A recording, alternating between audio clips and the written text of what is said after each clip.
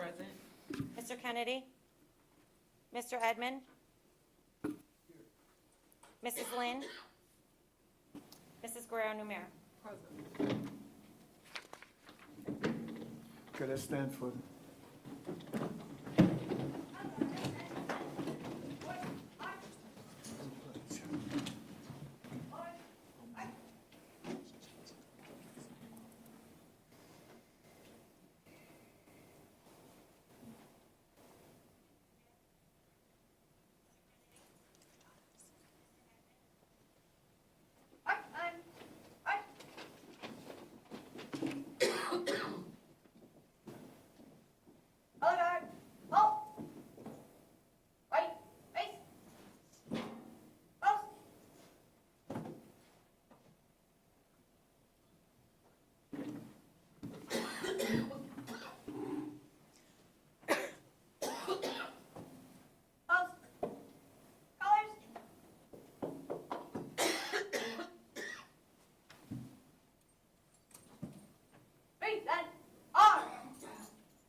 I pledge allegiance to the flag of the United States of America and to the republic for which it stands, one nation, under God, indivisible, with liberty and justice for all.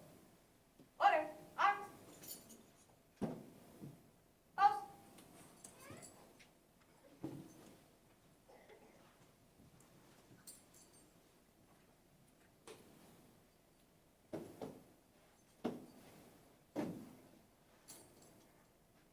Left.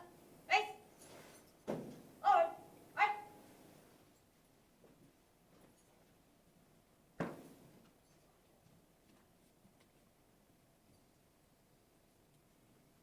You may be seated.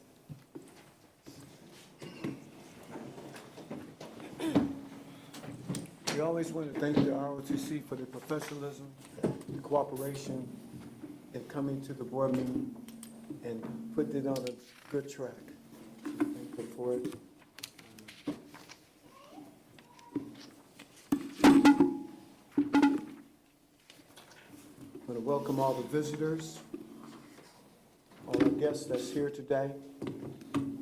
We're also going to have someone that's going to present to us in public comments. So I'm going to read something to you, set the atmosphere for the person that's going to come and talk to us. I want you to keep in mind, this is not an engaging with the board, but it's having a board meeting in the public, not with the public. We just want you to remember that. Whenever we have someone that dialogues with the board, it's a board meeting in the public, but not with the public. So it may seem like we're not here, but we hear, but we hear you, but we're not going to respond to you. All right? Just to let you know. On the behalf of the Board of Education, I would like to welcome all of the visitors in person and those watching via live stream. At this time, members of the public may make comments to the Board of Education on any item listed on the agenda. Please note that this is not an opportunity or the venue for the Board of Education members to engage in conversation, provide response. The board will respect the values, your information delivered to us during this public comment. Your comments should be directed to the board and are respectful to others. You must conclude your comments in 3 minutes. Now, when 3 minutes are up, we're going to ask that you end your comments, okay? So, Ms. Rico, who would be that person? Sure. Mrs. Angela Huntington? Yes. Can you see, make sure that's on? Get there, just turn the mic green. There's a little button on the base of the mic.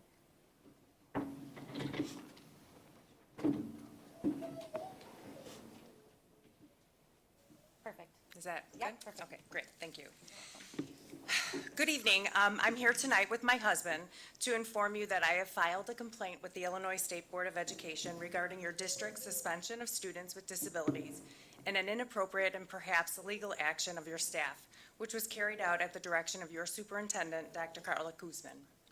On October 13th, our son was suspended for the maximum allowable time. There was no rationale or reason provided to us for the excessive number of days, especially since he has a clearly identified disability. In his IEP, it explicitly states, when upset or overwhelmed, M has been known to make threatening comments. This is a manifestation of his autism. If this occurs, he should be removed to a quiet, calm down area. Alternative discipline measures should be used or will be utilized. There was no discussion of alternative discipline measures. I'd asked for a SIBS placement, which is common alternative provided to students with disabilities. Rather than considering my students' IEPs, which indicate, quote, alternative discipline measures will be utilized, I was told by Ms. Edelman, the PPS coordinator, that, quote, we don't have to do anything. After the MDR team met and concluded that his behavior was in fact a manifestation of his disability, we were told by the PPS coordinator, who was not at the meeting but called me at 4:55 p.m. on Friday, that our son could not return to school because the suspension was not over. I then attempted to call Dr. Guzman, but the office was closed. I sent an email. I received a reply on Sunday informing me that he would need to remain home until his, quote, assigned discipline had concluded. She was aware of the outcome of the MDR, and I had reminded her of his procedural safeguards in an earlier email. When Dr. Guzman refused to allow my son to attend school, she said homebound services were set to start on Monday. I'd asked for instructional supports from the first minute of the suspension, but again, the PPS coordinator told me that they did not have to do anything to support him so he would not fall behind. When Dr. Guzman told me that homebound services would start on Monday, we assumed that since the behavior was found as a manifestation, that the district was going to provide those instructional services we had asked for. On Monday, 10/24, I received an alert from Infinite Campus that my son's attendance was changed. He was no longer listed as externally suspended, but now for the remainder of the time, he was to remain home. That Monday, Tuesday, and Wednesday, he was listed as being on homebound. On a side note, there were no homebound services provided on Monday. We were told it was a miscommunication. Placing a student on homebound is a change of placement, meaning that there should have been an IEP meeting in order to place him on homebound. In our case, we received an email from the superintendent changing our son's placement. An email from the superintendent does not circumvent the legally mandated process required to change a student's placement. Also, when you code a student homebound, their data insists no longer codes them as an external suspension. We believe that this practice allows JTHS administrators to externally suspend students with IEPs at a rate not legally allowed with impunity by misrepresenting the student's discipline when changing attendance codes. Telling a parent that a student that they cannot come to school is an external suspension, period. We have filed this complaint to ask the Illinois State Board of Education to investigate the district's suspension practices regarding suspending a student with an IEP. We believe that JTHS is suspending students with IEPs and changing attendance codes to avoid an Indicator 4 audit by ISBE. An Indicator 4 finding occurs when a district is considered to have significant discrepancy if the district's rate is greater than the state rate plus 1 standard deviation for 3 consecutive years, and there are at least 5 students with IEP suspended or expelled for more than 10 days in each of the 3 school years. If students are being coded in ways other than externally suspended, the district can circumvent the safeguards afforded to children with Hello, disabilities. I have to stop you now. You going on Please 4 let this minutes. public comment serve as my notification to the district of my complaint. Thank you for your time. Thank you.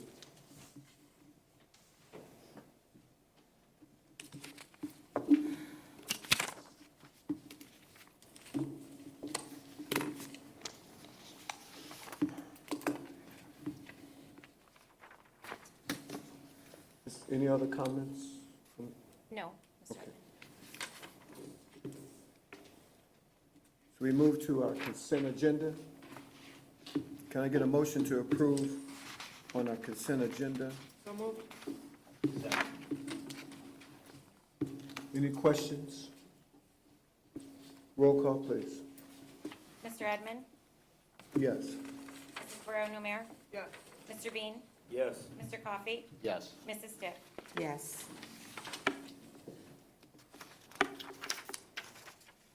So we now go to our recognitions and awards, right? So we're going to turn that over, that I heard is going to be West, so we can go. to the principal. Parker. Good evening. I am very excited to be here today. I'm going to ask that Mr. Dan Marcoon come meet me at the podium. Tonight, we are acknowledging a new club at Joliet West, and I'll just share briefly a little bit of information about them. In January of this year, Joliet West started a new club entitled the Chick-fil-A Leader Academy, and it is sponsored by Mr. Dan Marcoon. The Chick-fil-A Leader Academy is a national high school leadership program that's focused on impact through action. The program engages students with multiple leader labs that exposes students to timeless leadership principles and equips them with the skills needed to put their principles into practice. Throughout the program, students also plan an end-of-year impact project, which is the culmination of this program. The impact project is student-planned and student-led. And in 2022, our group of young leaders dreamt of, designed, planned, promoted, and executed the first ever Best of West Fest. This event was hosted as a back-to-school fair that allowed upperclassmen to showcase Joliet West to incoming freshmen as well as our Joliet community. Through this event, the Chick-fil-A Leader Academy raised more than $2,000, and these funds were donated right back into the community. They donated funds to two different entities. First was the Boys and Girls Club, as well as the Portwood family, a local family within our community, to help with their efforts in battling cancer. So tonight we recognize each of the following students for their hard work as well as their humanitarian efforts.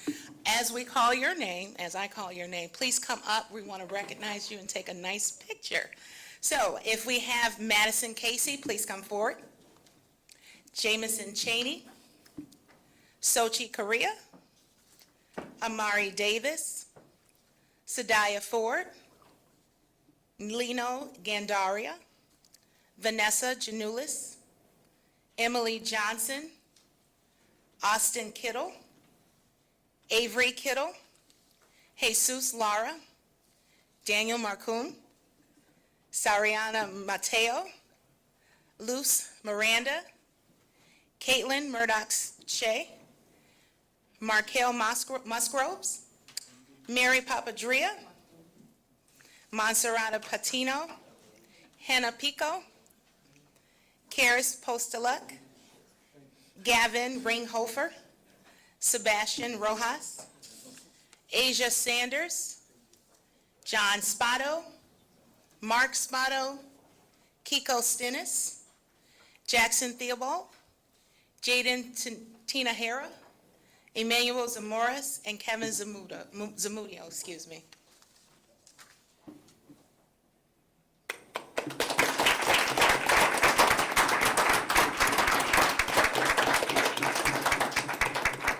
And I'm going to have you angle in so that we can get a tighter picture. There we go. Very nice.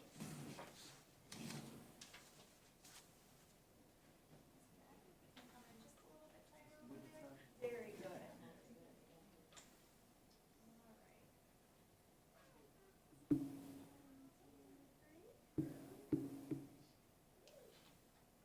And I invite any parents to take these pictures to come on up as well.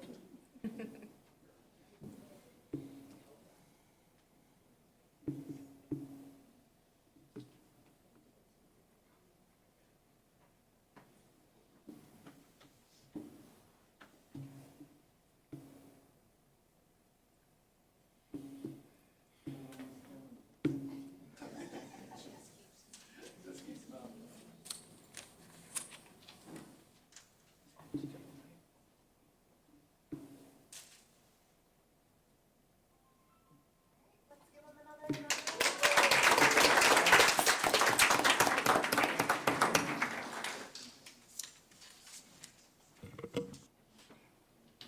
We also have district recognition, so I will ask Ms. Flishman to come to the podium. Dr. Weidman will read by our students first, or are we doing? Why don't we do staff first? Okay. So, good evening, everyone. My name is Christine Schlissman, and I have the honor and privilege of serving as the Director of Community and Alumni Relations for Joliet Township High School. I would like to invite our honoree tonight, Mr. Chuck Ball, and the members of the Archives Committee to please join me at the podium, if you could.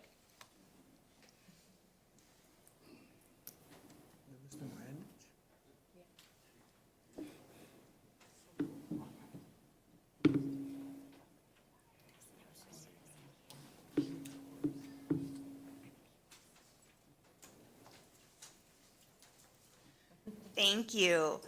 So I'm going to start off by telling you a little bit about Chuck and just how talented and how fortunate we are to have you in our school district.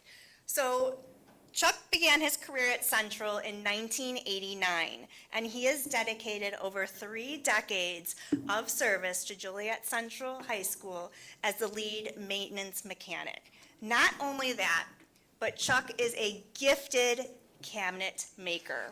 And he has constructed and designed all of the cabinets that you see throughout Joliet Central High School. And if you want to, after this board meeting, when we take a break, you can go out into the atrium area, and some of his beautiful cabinetry is there as well. Now, we're so fortunate to have this because we have so many historic items in Joliet Central that are donated to us by the alumni, and they want them to be in safekeeping. Not only alumni, but grandchildren of alumni, children of alumni, even great-grandchildren of alumni. And we're able to display these items and that they can be in safe care because of the gift that you give us. So not only is Chuck very talented, but if you ever have the good fortune to meet and talk to Chuck, he's also one of the kindest people that you will ever meet. So from the bottom of my heart, we are so very grateful. And on behalf of the district, I'd like to thank you for your service and just your artistic beautification of an already beautiful campus and the preservation of history. So thank you so much. And if we could give Chuck a round of applause.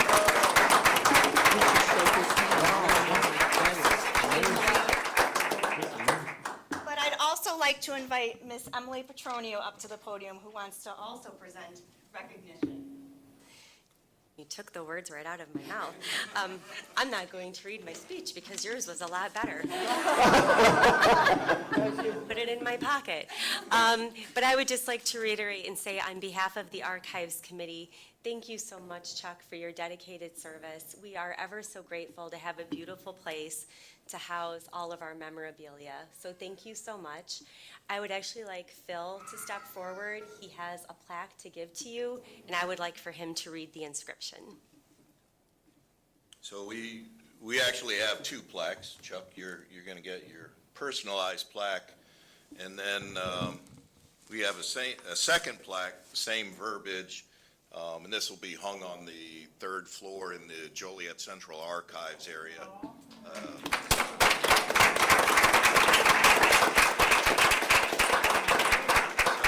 I'd like to just quickly read through the inscription. It's identical on both plaques, but to Mr. Chuck D. Ball, the JTHS Archives Committee recognizes Joliet Central lead maintenance mechanic Chuck Ball for over 3 decades of outstanding service to the district, exemplified by his artistic woodworking skills, which contribute to the aesthetics of Joliet Central High School.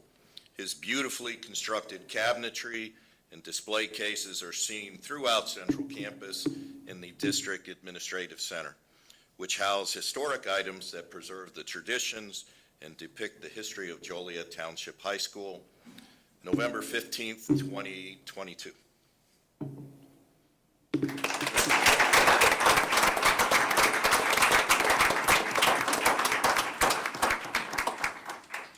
It's time for some comments.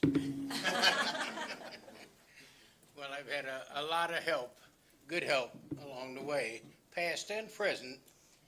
And I tell my wife all the time, I'm the lucky one. So thank you very much. We're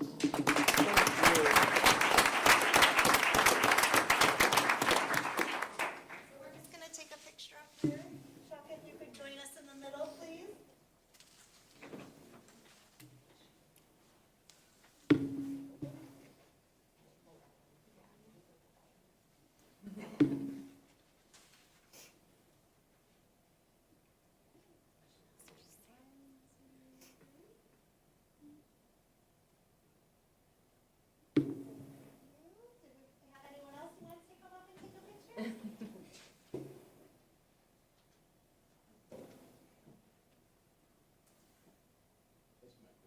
Congratulations.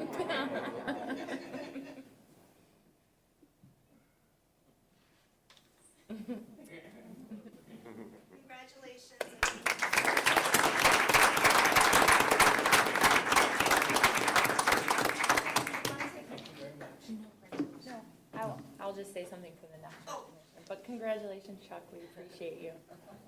Thank you. Thank you. And please don't leave. Yes.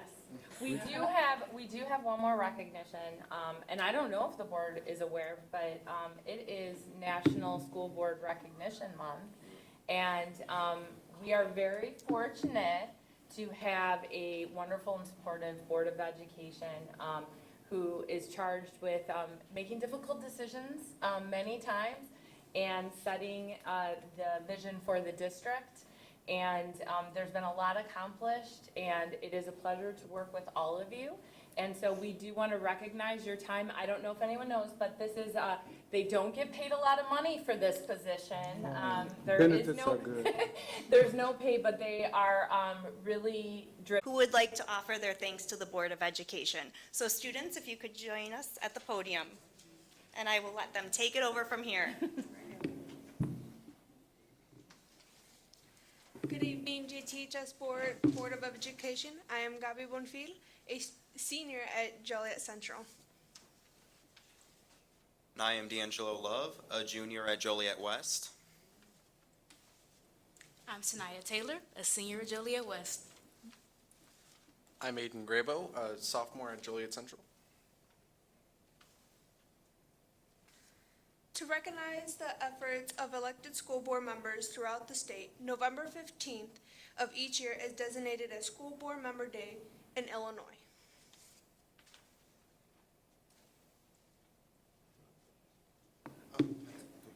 School Board Members Day is an opportunity to build community awareness and understanding about the essential role locally elected Board of Education members assume in a representative democracy. School board members in Illinois are not paid for their service, and they generously volunteer their time to serve our students, parents, and community by continually supporting and improving our schools.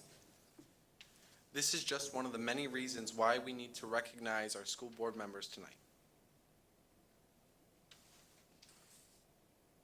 As part of our thanks, we would like to tell you about our experience at Central and West. We are grateful for our schools, and we know that your leadership makes our educational experience possible.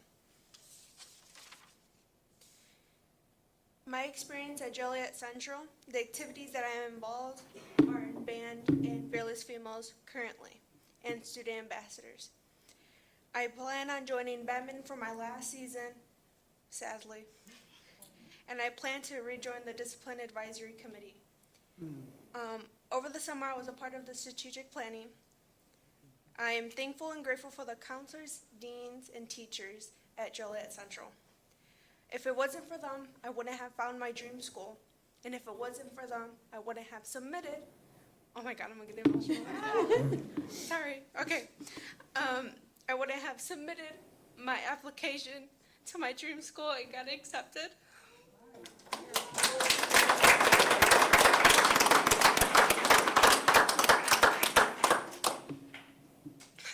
Sorry. Okay. My plans after high school in fall of 2023, I plan to attend Michigan Tech, majoring in computer science. What makes Joliet Central really great is having the number of opportunities available from having cool-down rooms, one-on-one counseling, and tutoring available. Over these last couple of years at JTHS, Joliet Central, it has changed a lot since my freshman year, but in a good way, except for some years. It seems to be continuing as years go on, so thank you.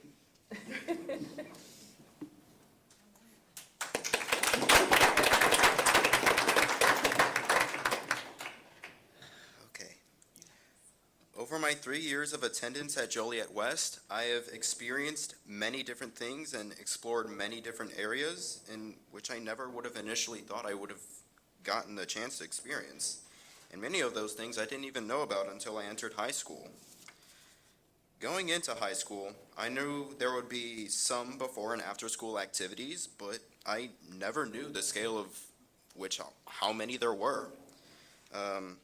At Joliet West, a student has access to over 60 activities to choose from without any prerequisite classes, and over 70 to choose from with the prerequisite classes such as ROTC.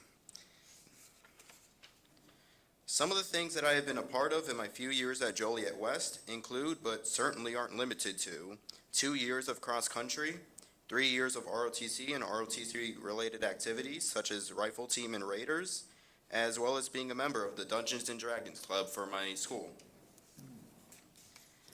I am also endeavoring to achieve my place in the National Honor Society, which I have been working very hard to achieve ever since I've heard about it in 4th grade.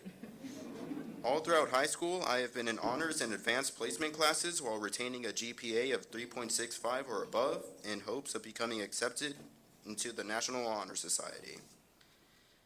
But if I had to say which experience was the most unique, then that title would belong to the entire school year of 2020 to 2021.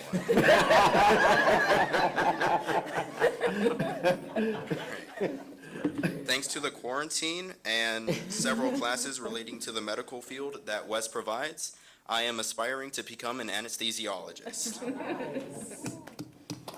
With the college credits that I have obtained and will acquire throughout my high school years with the advancement placement classes that West provides, I am hoping to enter a prestigious college or university known for producing well-renowned medical professionals. I am eternally grateful for all the opportunities that West has and continues to provide me, and I seek to learn from every experience by following a quote that I've gone by every day since I've entered high school. Every experience is a lesson. However, it is up to you to learn from them.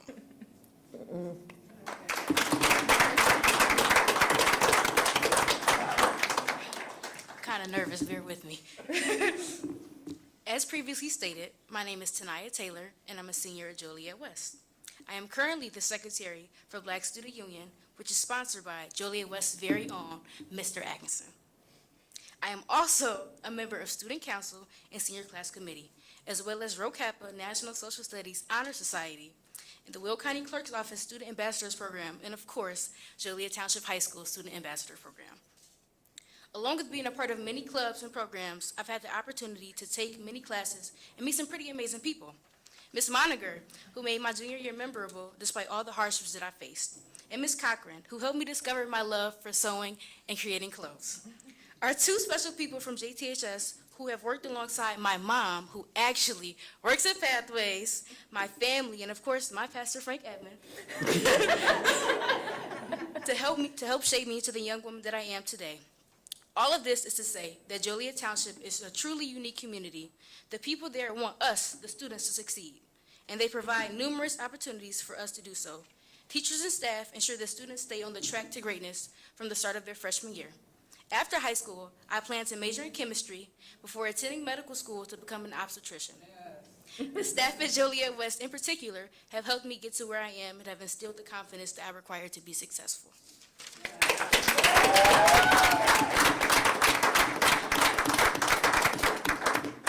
At Joliet Central, I am involved with the student ambassadors as well as the madrigals, the rifle team through the ROTC, trio, mixed and concert choir, as well as the choir's librarian and Stephen Piter's choral assistant. So far, my experience here at Central has had some bumps, but the school and district have given me the support to get through those, through emotional and physical boundaries. I'm grateful for how well kept our school is by our staff and custodial staff, and how the students respect our beautiful grounds and refuse to vandalize. I myself plan to become a music teacher and study music education at Vandercook College of Music in Chicago, and hopefully teach at Joliet Central. I feel like this school is a great place because it provides great activities, sports, and staff that are always willing to help. and I am proud of the advancements our school has made through online learning and back into in-person.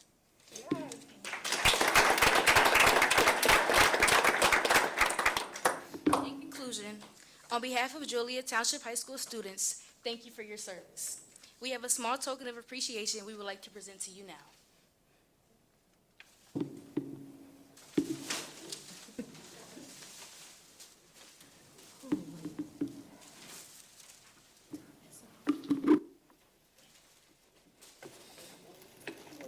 Thank you. Thank you. Thank you, Sam. Great job. Great job. Thank you. Great job. Y'all didn't have to make us cry though. I know. You can saggy face. We're trying to do it. Okay. Audience, if you can please join me in a round of applause for our school board members.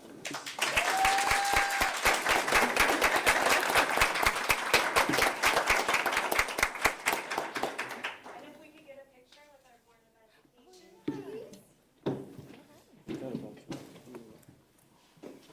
I'm gonna get out of the picture.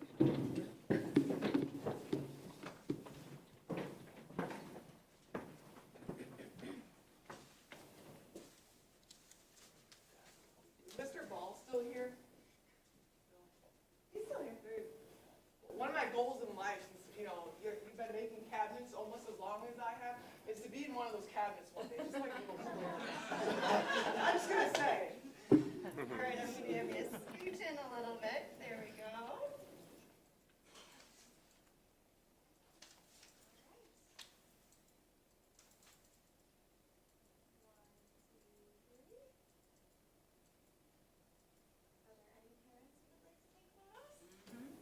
Are there any parents who would like to take photos?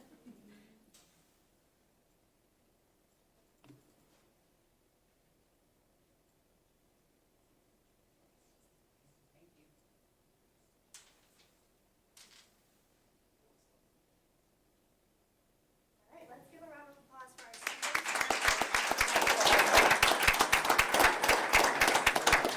We had more pictures that we want to take, so, did you what? No, you're good? Okay.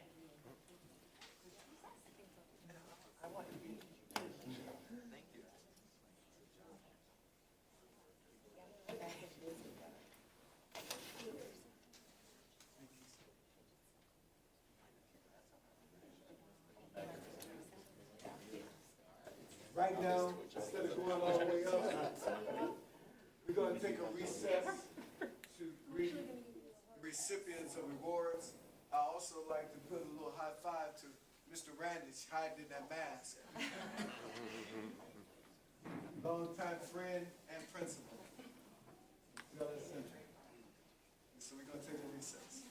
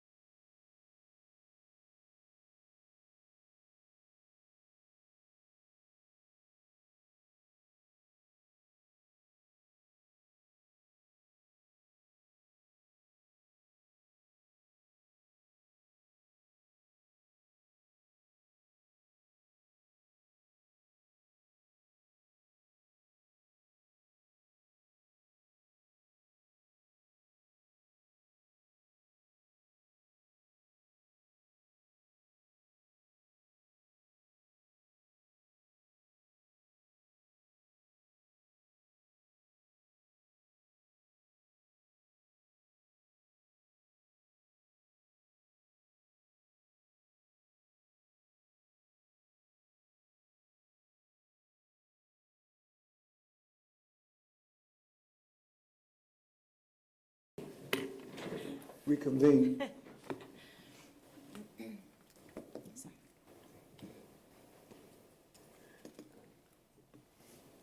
We're going to turn this over to our superintendent, to superintendent report, and she's going to continue the rest of the A through G. Thank you. There is no correspondence or legislative report, but we will start off with our Joliet Central and Joliet West athletic facility improvements presentation, and I will let Dr. Hampton talk about that and introduce our presenters. Yes, so we have Laura Batterberry with White and Company and Dave Norris with Gilbane, construction manager. Just happy to report that we'll be presenting some great information to the Board of Education. I know we've had numerous conversations surrounding, about a year ago, surrounding our athletic fields and projects associated not just with this summer, but next summer. And I think that you all will be very pleased with the information that's going to be presented tonight. So I'll turn it over to Laura and David. Yep. Just to turn green. Yep. Okay. So, good evening and thank you. And I'm really appreciative of the break that you guys had because I don't know how we would have followed such a good presentation from the students. I'm not really bearing any gifts, okay? The gift is on the screen. So thank you for that pause and I'll try to do a good presentation. But thank you and seriously, you know, we appreciate that your continued professional relationship with us to improve your facilities.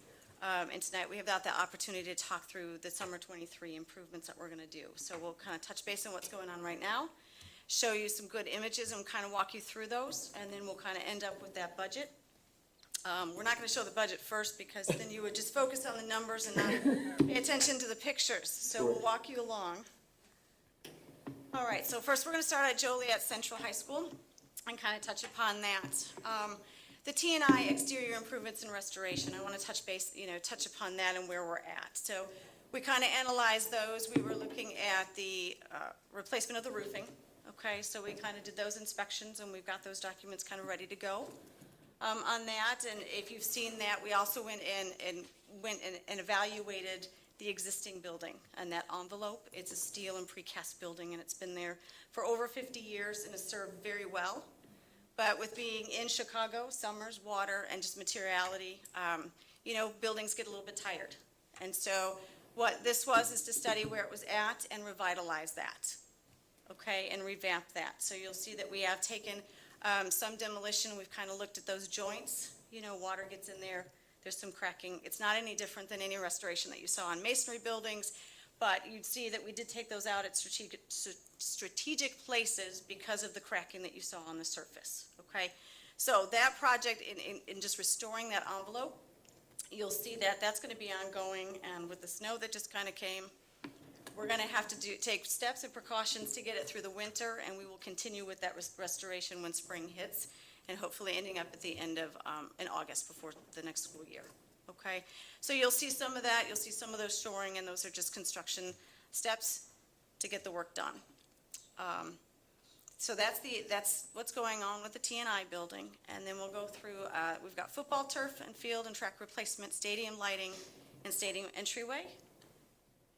So this is the beautiful picture here. So this is the new field turf and track, that's for Central.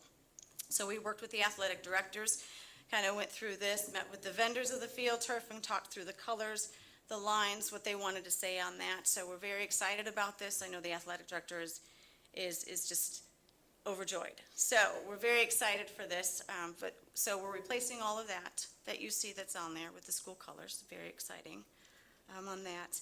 In addition, that you don't see here is that we're retrofitting the lights. So the stadium lights, we're looking at those lamps to get that lit properly. There's some drainage issues that we're going to be fixing over on the north end. We're relocating shot put.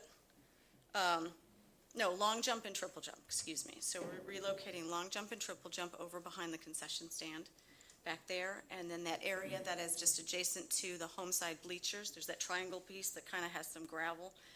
We're going to fix that up, which will go to the next slide. This was just to kind of give you an idea that where we took the inspiration was from the school. It's a historic building. We wanted to stay with that same vocabulary when we were kind of bringing in materials and lighting options to be consistent with the campus. Here's the plan of the new entry into Central. So in the upper right, you'll see that gray, the gray piece. That's the north of the field that kind of goes towards the parking lot. To the left is the walkway that takes you back to the school in between the two fences, okay? So that's where we're trying to create this moment. You know, you've got that long walk, and this is just saying you've arrived at the stadium. So I think if I could I go over there and point to that? Yes. Okay.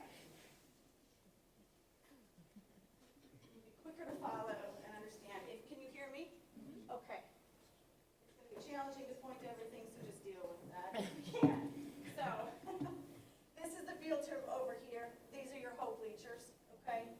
This is that walk that I was just talking about that you're kind of coming through here. So as we start approaching, we get through that existing locker room building.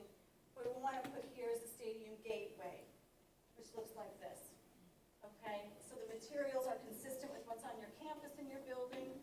And with, you know, onward Steelman, that is a steel frame that's up there, okay? That kind of mirrors some of the glazing and the glass and the mullions that are on the building. So a great way to tie this in to the beauty of the campus. So we'll arrive through here. This space over here is just a side to meet, a place, you know, grandma and grandpa can be there, you know, we'll meet you over there. It gets you out of the main path. And there'll be benches that are here. So usually we'll meet you at the entry. You know, the students will come up with a term for that. So we'll meet over here. Around here, we've provided some low plantings and a seat wall that helps kind of anchor this corner. But this is where the old shop put was. Kind of anchors that. Provides a selfie backdrop. Okay. Everyone's got to have those. We take those pictures all the time. Kind of anchors that, and there's the Steelman right there, up on a higher platform that you can be able to see from all different directions. Again, an anchoring point, a gathering point, and strategically placing these seat walls and what I like to call growies to avoid traffic and trampling, to kind of push people through there without having a hard stop and break, you know, and just kind of creating that gathering space through there. Okay. What we also plan to do is outside this gate is have pedestrian lights that are about 12 to 16 feet that will light that walkway as you kind of get through and you're arriving. And there'll be banners that the school can put up there on your different fence or different things you kind of advertising there. So that's what we're planning to do with that area. Opportunity to have lights on those pillars kind of gives you that announcement and that piece. So really warming and welcoming you into the stadium after that long run. How wide is it? It is 18 feet 6 inches wide.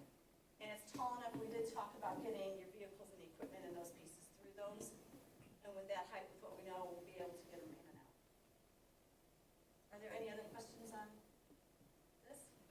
I mean, this is probably already a given. Just making sure that all that stone then is gonna be limestone? Yes, yes. We wouldn't choose anything else but that for that campus. But yes, definitely, it'll mirror that. This is a 3D view. Wow. Right, the plane only does X, right? So this is the walk that you currently have. This is that sidebar gathering area that gets people out of the mainstream. There's the Steelman that's up on the podium. The grass growies, that gives you some barrier, but it's not real institutional, right? And it provides a backdrop and meets you at the Steelman. I don't know if they're gonna come with that. I like it. I don't know if anyone else is gonna use that. And then there's that archway and those lights that we talked about. So really making a big difference in a moment when you kind of get down to that walk. So that's Central. So Joliet West. This one has a little bit more scope. Same scope with the field turf and the track. There's the stadium locker building that we are refreshing that's underneath the bleachers. Stadium lighting replacements similar to Central. Stadium entry area. Bleacher renovation, and then in addition, outside the stadium, it's the baseball. So it's your varsity baseball press box and dugouts, and correcting some of the drainage start the journey. This one's not as pretty, it's black and white, but this top is that stadium locker building. And what we're planning to do there, we've got the 2 locker rooms. On the left over there, that's the football locker room, so we're kind of reconfiguring those lockers to make them work a little bit better, double tier. We're cleaning and lighting and brighting, right? So neutral floor, new ceiling, fresh lights, new wall covering in the bathroom areas, okay? That's for both. The right side is the soccer. They wanted a larger open area, so we took out those center lockers. It allows kind of that meeting and that collaboration that they kind of do a little bit more in soccer than they do in football. The piece I want to draw your attention to is the center, right in that center, it's called a training room that currently doesn't exist, right? They are currently as showers. Okay? You're not required to have those showers. Nobody really takes showers. So that's an opportunity to have a training room. We're putting a door to the exterior so that, any athlete doesn't have to go through the locker room to get to the training. So it would be, we have rough in there to support pieces. There's sinks there, but really that's that overflow. There'll be some taping, probably some, there's ice, those types of things. But it allows you that step, that moment out there, and not have to get back into the school during the games now. So that's the scope of work for that stadium locker building. Really light and bright and fresh. And what we heard from the athletic director is that White Walls is like, what they plan to do is put their own graphics and kind of make it their own. But that represents that team and that school year. So let's give them the opportunity to do that. Looking at the next one, so now we're going to, if you think going to varsity baseball, okay? The current press box that you have is over around the dugout. It's kind of a bird's nest, wood. So that goes away. We'll take down those dugouts, we'll take down that press box, and we'll build a new press box right behind home plate. So if you can kind of envision it, there's a backstop wall that's about 4 feet. There's the netting right behind that, probably about 5 feet from that. There'll be this. It's 2 stories, okay? You would enter down through here that allows some storage for baseball. You'll come in this other door, you'll go up a flight of stairs, and then you're at the broadcast deck. You'll have windows out to the field, slider, glass to be able to hear, open that, speakers, a counter to have your announcements and broadcast from there. It'll be masonry, painted, metal roof, solid construction on that. To partner with that, then we'll take out the old dugouts and we'll have 2 dugouts. Okay, your current ones are kind of sunk in, okay, because of some drainage issues. It's never good to have them below grade. So what we're going to do is take those out, raise that up, the dugouts will be right at grade level. The athletes can walk right in.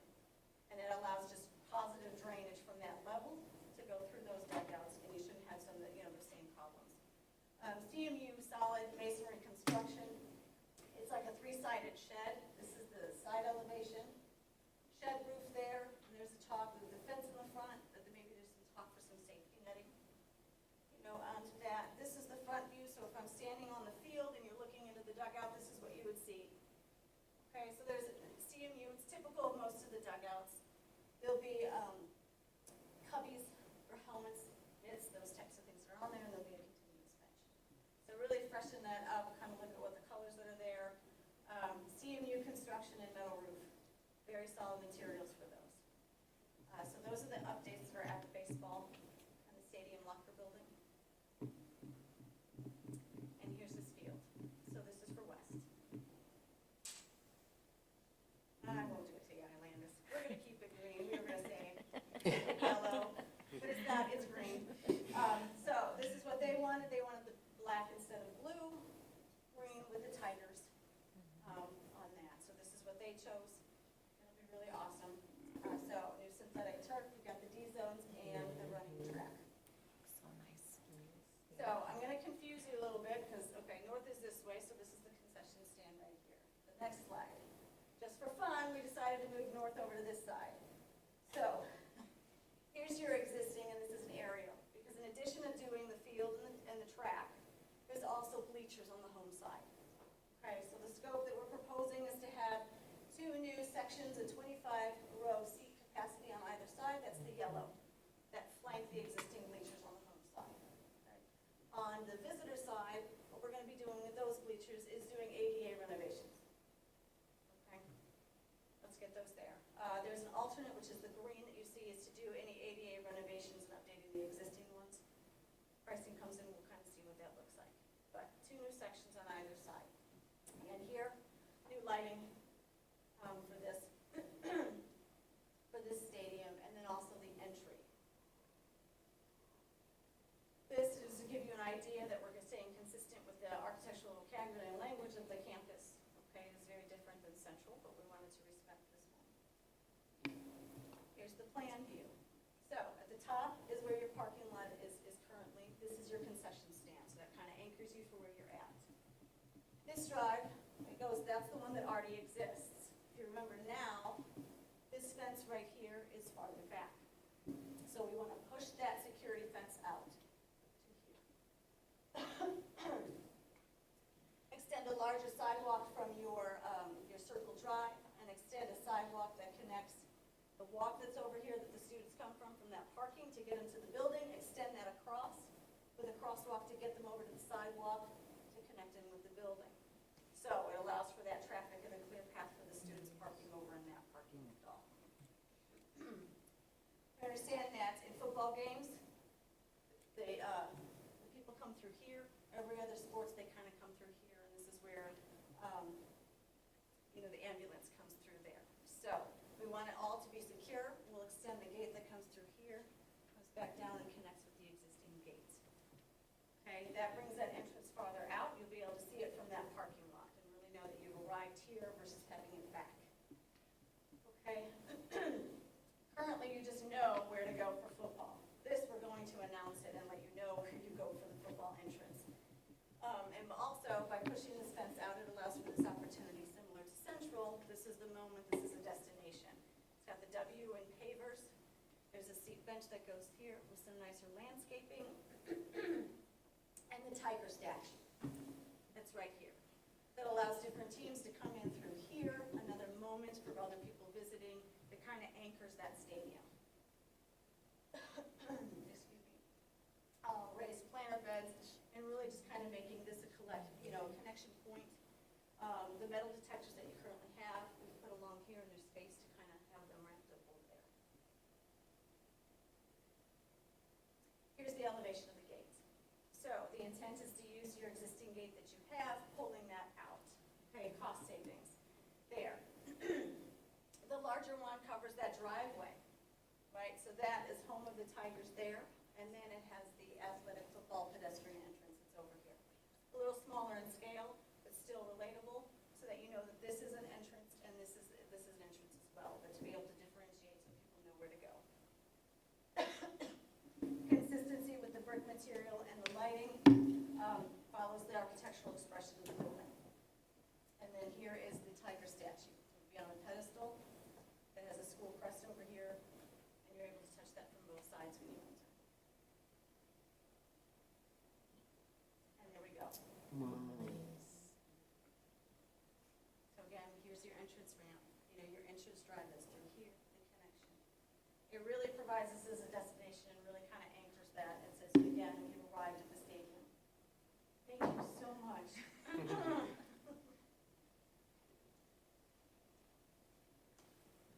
So by pulling out again, you'll be able to see it from the drive. It's along here. We kept your flagpoles here, but it really kind of announces it, connects that parking to the building, and gives you a little bit more circulation on that inside. So we kind of eliminate some of that bottleneck that's at that concession stand, which is a little bit troublesome right now. So that's what we're proposing. Oh, I don't want to reveal that yet. Questions?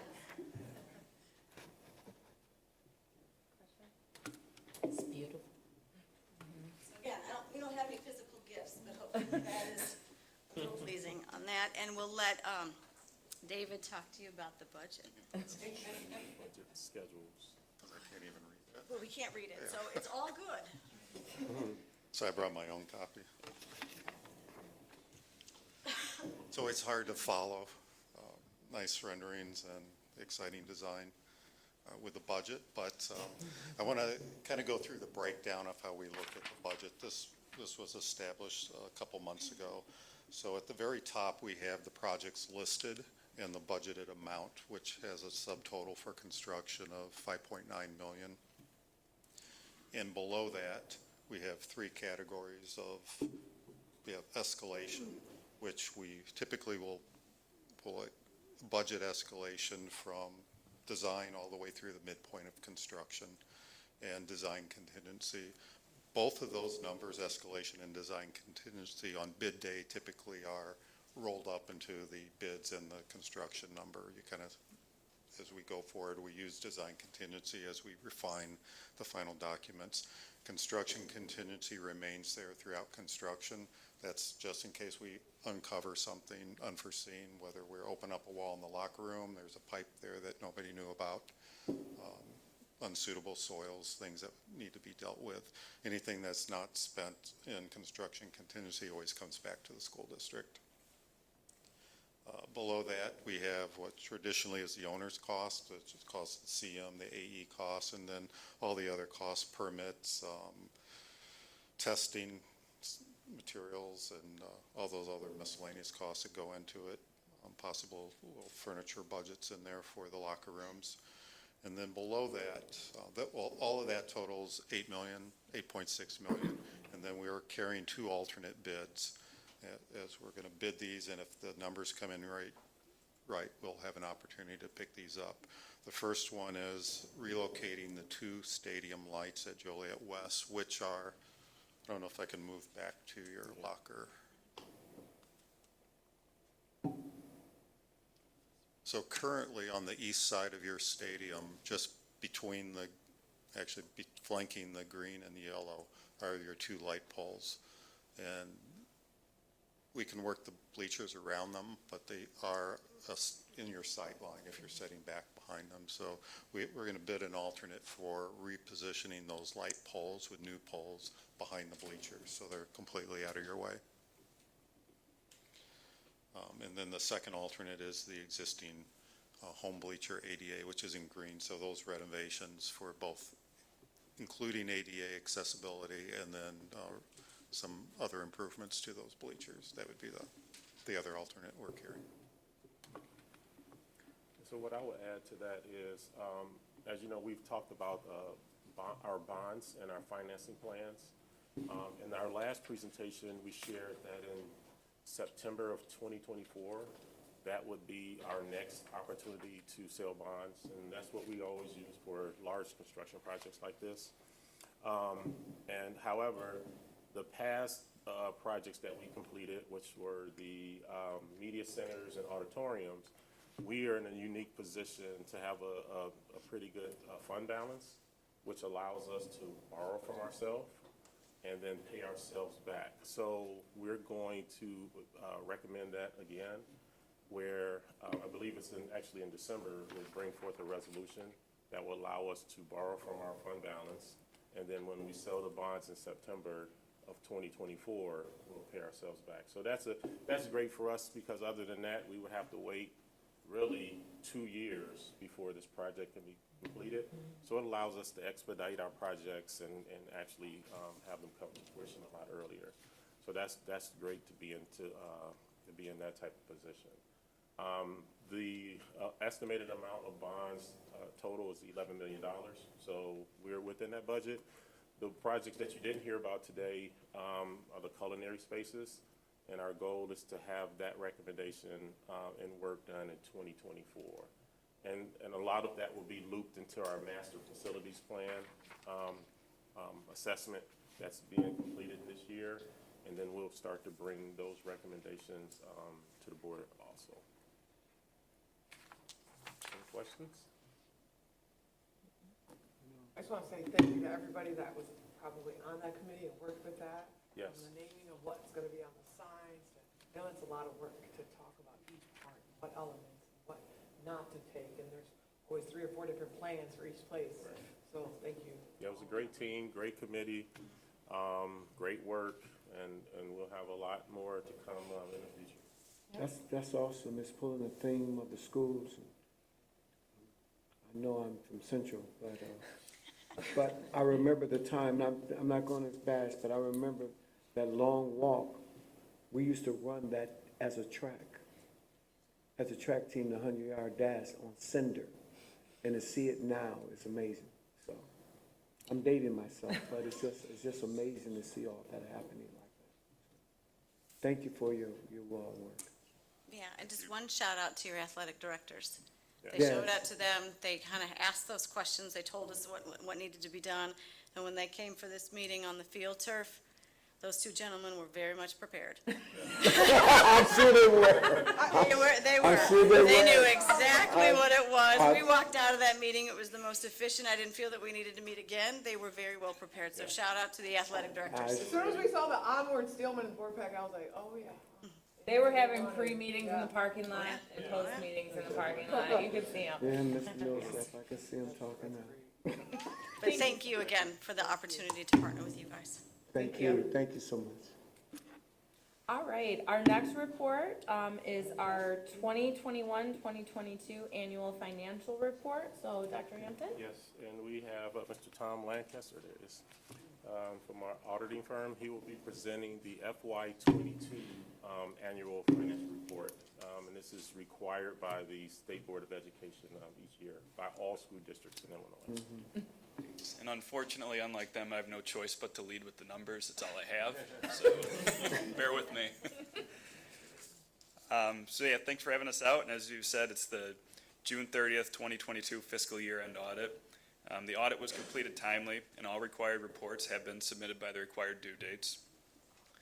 Audit field work was performed in August and September, as in prior years. And to give you an idea of what that includes performing testing of the district's internal controls and some transaction testing, test P-card transactions.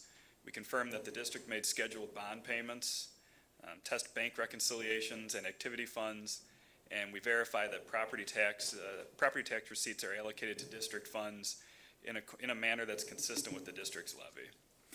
Also involved single audit testing, which is required whenever a district has greater than $750,000 in expenditures of federal awards, which we'll get into a little more detail later. And as in prior years, the district receives an overall good audit report. District staff were prepared and responded timely to our audit requests. District accounts were reconciled timely, and supporting documentation was maintained in a way that facilitated completing the audit within our established timeframes. Business Services Department employees prepared detailed schedules that demonstrated a high degree of technical knowledge related to transaction processing, accounting principles, and federal grant requirements. The district properly allocated property taxes to each of its funds based on the final tax extension. And for the fiscal year end June 30th, 2021, so the prior fiscal year, the district has been awarded the Certificate of Excellence in Financial Reporting from the Association of School Business Officials for its comprehensive annual financial report, or for short, the CAFR.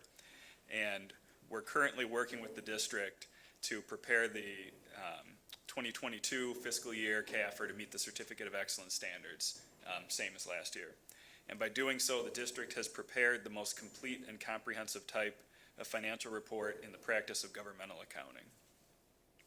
Can't say that for many of our clients, so it's very good news. So to begin with the single audit, which I alluded to earlier, when you have expenditures of federal awards exceeding $750,000, you're subject to what's called the Single Audit Act. Requires some additional testing and some additional reporting.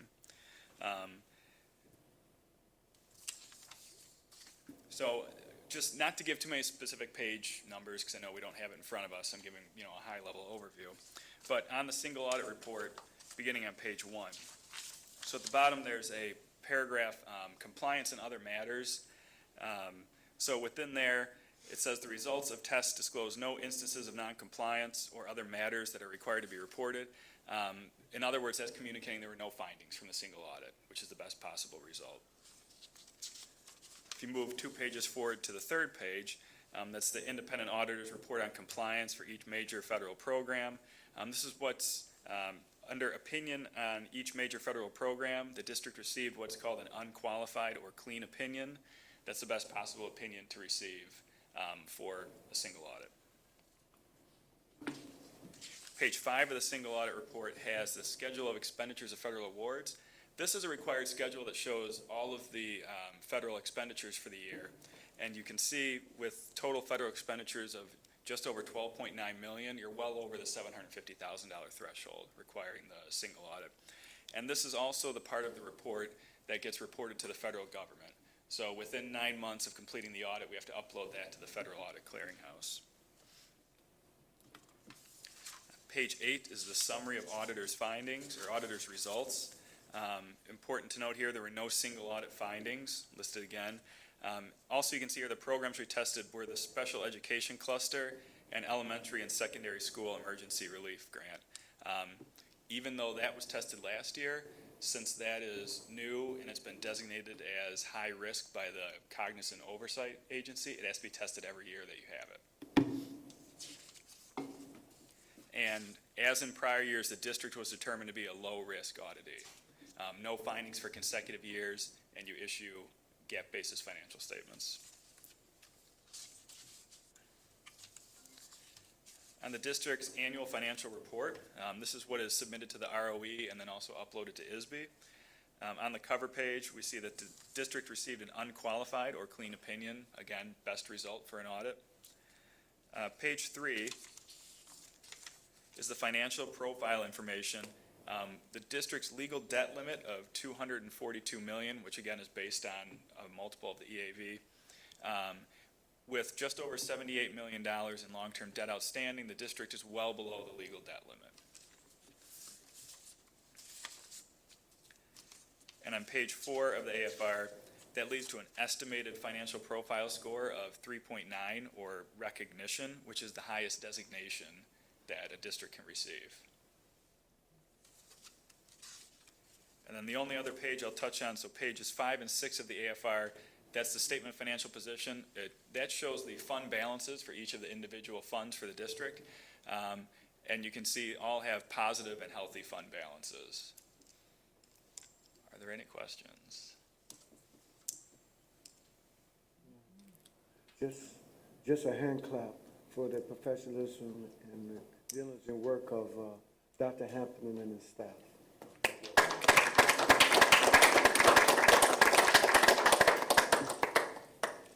Thank you for that report. Thank you. We are very fortunate. We have great people doing great work. All right, and our next presentation is our 2022 tentative tax levy report, and Dr. Hampton will share the information.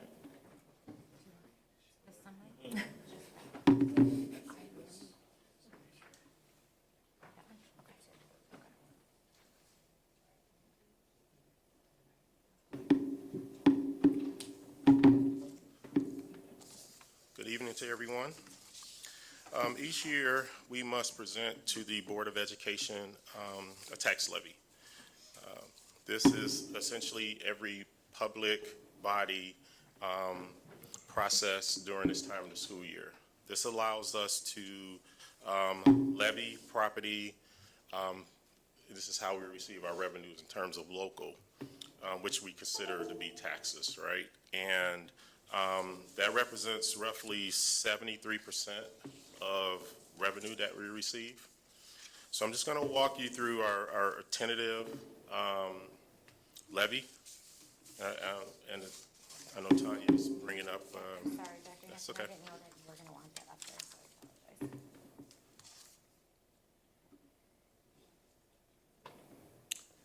And you will see a spreadsheet when she actually pulls that up, but I'll go ahead and get started. So essentially the way it works is, and I try to keep this very simple because this process can get very complicated. But essentially the way the levy works is last year's extension plus CPI or 5% or the lesser of the two plus new property, right? That's the formula. So in previous years, the CPI has been well below 5%. Last year was 1.4%. So it was the previous year extension plus 1.4% because that's the lesser of 5% plus new property. And we don't know what new property is, so we then have to estimate a levy so that we can capture all of the dollars that we are entitled to. Well, the uniqueness of this year is CPI was actually 7.1%, which basically means every school district, every public body will receive 5%. Because again, remember, it's prior year plus CPI or 5%, the lesser of the two. So because it was 7.1, we received the 5%. That's the max you can receive, plus new property. So we're already starting at 5%. So the law is if you levy more than 5%, you have to go through what they call a truth and taxation hearing.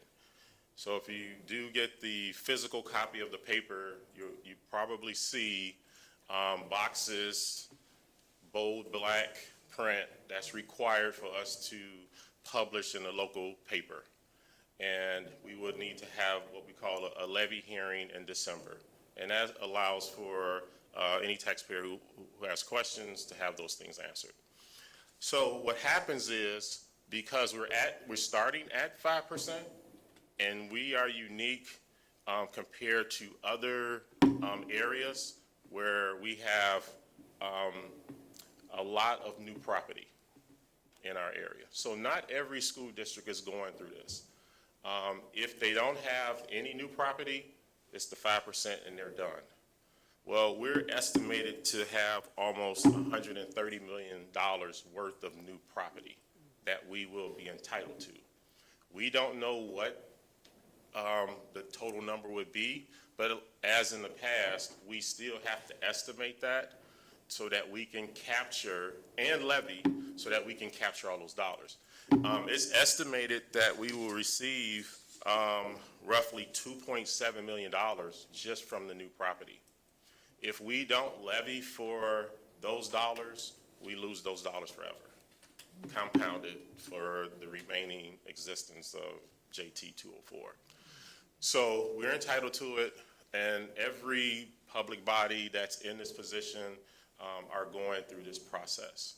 And it's estimated with that new property and tax bills, and again, because we're not tax accountants, we do talk about taxes in general, right? So for instance, a market value home of $100,000 would be looking at roughly $60 a year in new taxes from 204. 200,000 is was roughly about 120, and then 300,000 we're looking at about 145. Again, every taxpayer is different, homeowners exemptions, all these different things, those definitely could be lower, but those are estimated. And when we say market value, that's not the value of what you might sell your home for. That's the value of when you actually get your home appraised and what that value may or may not be, right? So that just kind of gives you an idea of where those things would be. So essentially for us, last year's total non-bond and interest fund was $80,351,910. And so with the 5%, we're talking about another $4 million on top of that. And then, of course, with the new property, we're potentially talking about another $3 million on top of that. So that's why we again need to have the truth and taxation hearing.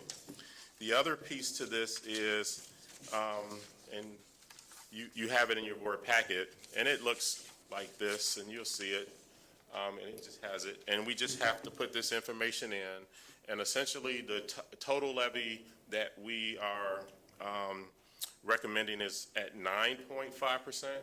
It's not going to be that high, but we have to put it high enough so that we can capture the dollars. We won't know the fullness of this until sometime in the spring, but we have to have that levy high enough so that we can capture and not lose those dollars that we're entitled to.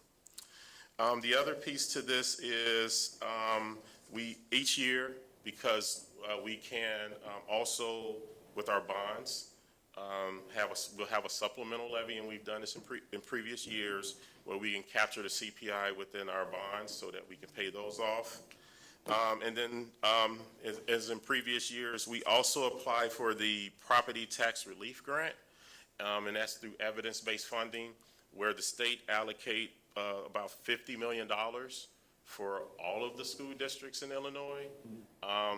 And for us, that relief would be almost 7.3 million. However, we are ranked number 398 out of 851 school districts with just $50 million.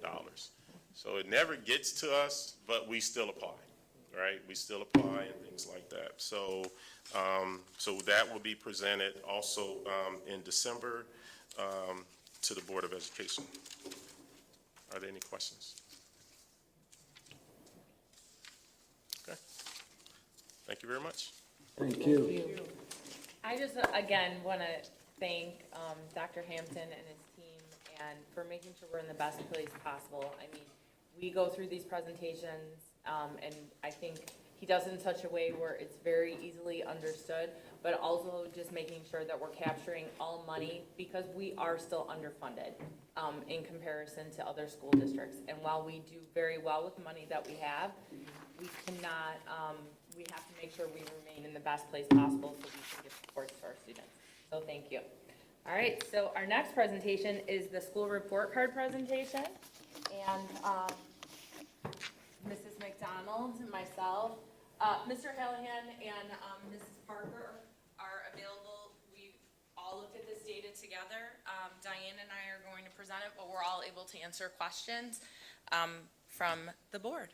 So first of all, we're really happy to be back talking about school report card because this just signifies that we're moving forward again, restabilizing, recalibrating. And so this is good information. So I just want to provide a historical perspective of where we've been with the school report card.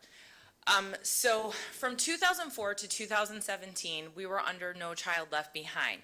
And really, our district designation was solely based on ACT, 100% ACT. And there's a new multiple measure that was instituted, and this began in 2018. And I would say we were just at the beginning of it, because also at that time, the state testing changed from ACT to SAT. So there were multiple changes. So even during that time, we were learning more about the assessment. We were gaining more baseline data and just learning more how the SAT works in relation to the ACT. There were weighted scores that were based on these different measures. While grade schools have a larger percentage that does measure growth of students, when it comes to the SAT, we are currently still measured by proficiency levels. So it's not student growth at the high school level, it's proficiency. However, it's a smaller proportion because there's really not a way right now to do growth on the SAT. Though in the future there may be, because the state also instituted the PSAT suite of tests. But again, it was interrupted during COVID, and so we're just getting back to these tests. So then there were the waiver years, 2020 to 2021, where basically if you looked at the school report card, there's a lot of icons that just said data not available, data might not be correct. You know, there were a lot of issues with the data because we were not able to test everyone. So those were the waiver years. So then that brings us to last school year, the 2021-22 school year. That's what this report card presentation is based on. So it looks at the previous year's data, and it comes out in October. Okay, so any questions with the historical report card information? So some of the features, and again, if you go to the Illinois School Report Card, and if you type that in, you can look up any district, including our own. And you can find at-a-glance information that allows you to compare different schools to each other. If you look for us, you'll see our schools, you'll see our feeder schools. There's links within the report card on the site. There's measures of student college and career readiness, information and data on school awards, special programs, and I want to thank the principals for making sure that information is updated each year. And then proficiency levels is measured by state assessments, and again, our state assessment is really the SAT. We also have a science assessment. Uniquely this year, the science assessment was just based on participation rate. So if you had a participation rate of 95% or higher, you got the full amount of points. And so we received the full amount of points for that. Going into next year, our understanding is that it'll be a proficiency level again. There's also some new information, and we're still learning about this information as well.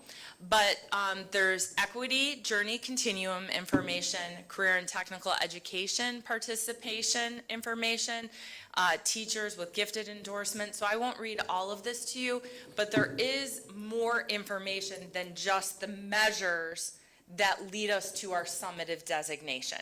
There's a lot more information. And like I said, we're still learning about those different subsets of information as well. When the report card changed to a multiple measure, the goal was that by, I think it's 2032, all school districts were going to be meeting these goals. So 90% or more of third grade students are reading at or above grade level. 90% or more of fifth grade students meet and exceed expectations in math. 90% or more of ninth grade students are on track to graduate with their cohort. And 90% or more of students graduate from high school ready for college and career. We do know that COVID put some obstacles in our way. And there's going to be several years recovering from that, but that's where we're looking at this data as really additional baseline data to see where kids are at and what additional supports we need to put in place. And our sender schools are doing the same thing. So what is an annual summative designation? Again, and we'll show this in a minute, but there's multiple measures that are utilized to determine that one designation. At the high school level, 50% of it is graduation rate. Okay, so just to give you sort of a context of what our largest metric is, it is graduation rate. It's given annually and based on the prior year's performance, and it's designed to identify schools not as good or bad, but schools in need of support or in need of more support. And then that way you may be in improvement status. So for example, and we'll share this again, but both Joliet West and Joliet Central have been designated based on the 22 data to be commendable. And we'll talk about what that looks like and why in a little bit. However, Central was targeted, so there's previously, so they're still in an improvement status and will still continue to get support. You have to be commendable for 3 years to be removed from support status. So again, they're trying to continue to give the support where it's needed. And the specific subgroup that is targeted support at Joliet Central is our English learners group. So the funds that we're getting in addition for that support must go to that group. So for example, the board has approved an additional social worker, a bilingual social worker that serves that program. That's an example of a targeted support that was allowable through that support and the money that was given to Central. So this is what it looks like, and I'm going to pass it over to Mrs. McDonald right after this, but I'm going to go over here too. So this is how the 100% looks like now, where it used to be 100% ACT, where now math and ELA proficiency are measured by SAT, and they're 7.5% each. So it's very different. While much better than how we were measured in the past. Because there's a lot more to what a school does than just proficiency on one test at one point in the year. So this is all of our focus, and when it comes to, for example, ninth grade on track, that's 8.33%.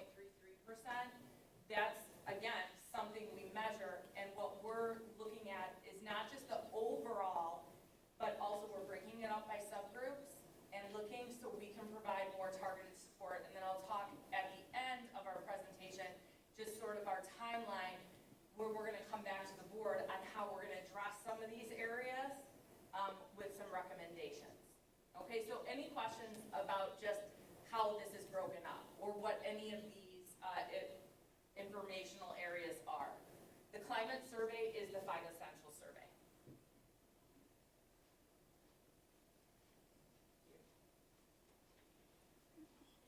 Sitting too long. I need to move, thanks. So when we think about the, excuse me, the school report card and the way it's broken down, sorry. If you think about it, it's almost the state, thank you, awards us points.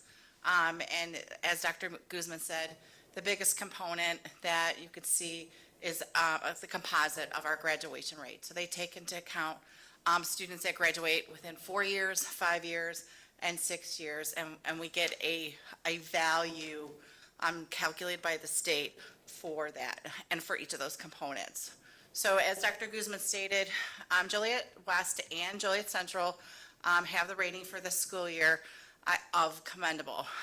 Because Joliet Central was identified targeted, we are still receiving funding, and it's through grant 1003A that Mr. Oswald oversees that supports Joliet Central and our EL students. So we'll be receiving those fundings this school year and at least next school year, depending on our future designations. But it is benefiting our school district and our students at Joliet Central. So I'm going to start breaking down the data, and I'm going to move over here as well so I can see it better. So what I'm providing you, and I did this on all the charts, is the breakdown by campus, Central, West. So Central's always on top because just alphabetically. For graduation rate, this is the percentage of students graduating in 4 years.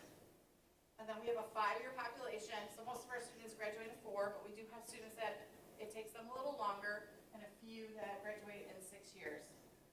Then I broke down the 4-year graduation rate from last year. I have it by demographics: white, black, Hispanic, Asian, American Indian, Pacific Islander, 2 or more. And then I also capture these 2 categories. They are on the school report card. And the reason why is that this is an area that, limited English proficiency, so that's our EL. They just changed the name of it on the school report card. An area that we're focusing on. But these are 2 groups that you'll see that that as a district, we're focusing on, and we need to talk about better supporting those groups of students. So as you see with the graduation rate, the average, I could just go from, so the average for Joliet Central was 76.6, and then you compare that overall to our subgroups, and you compare like with our students with disabilities, that means students with IEPs is 59.5 and 59.7. And children with disabilities, actually, it's 504s and IEPs now. And those categories and demographics, that's how they're listed on the school report card. So that's how we're using the same labeling. And I want to point out too, is that you have to have a 67% overall for graduation rate to be commendable. So those subgroups, when they did the calculation, these are areas that we, as a district and within buildings, we need to focus in on to help our students hit that graduation rate. Questions on graduation?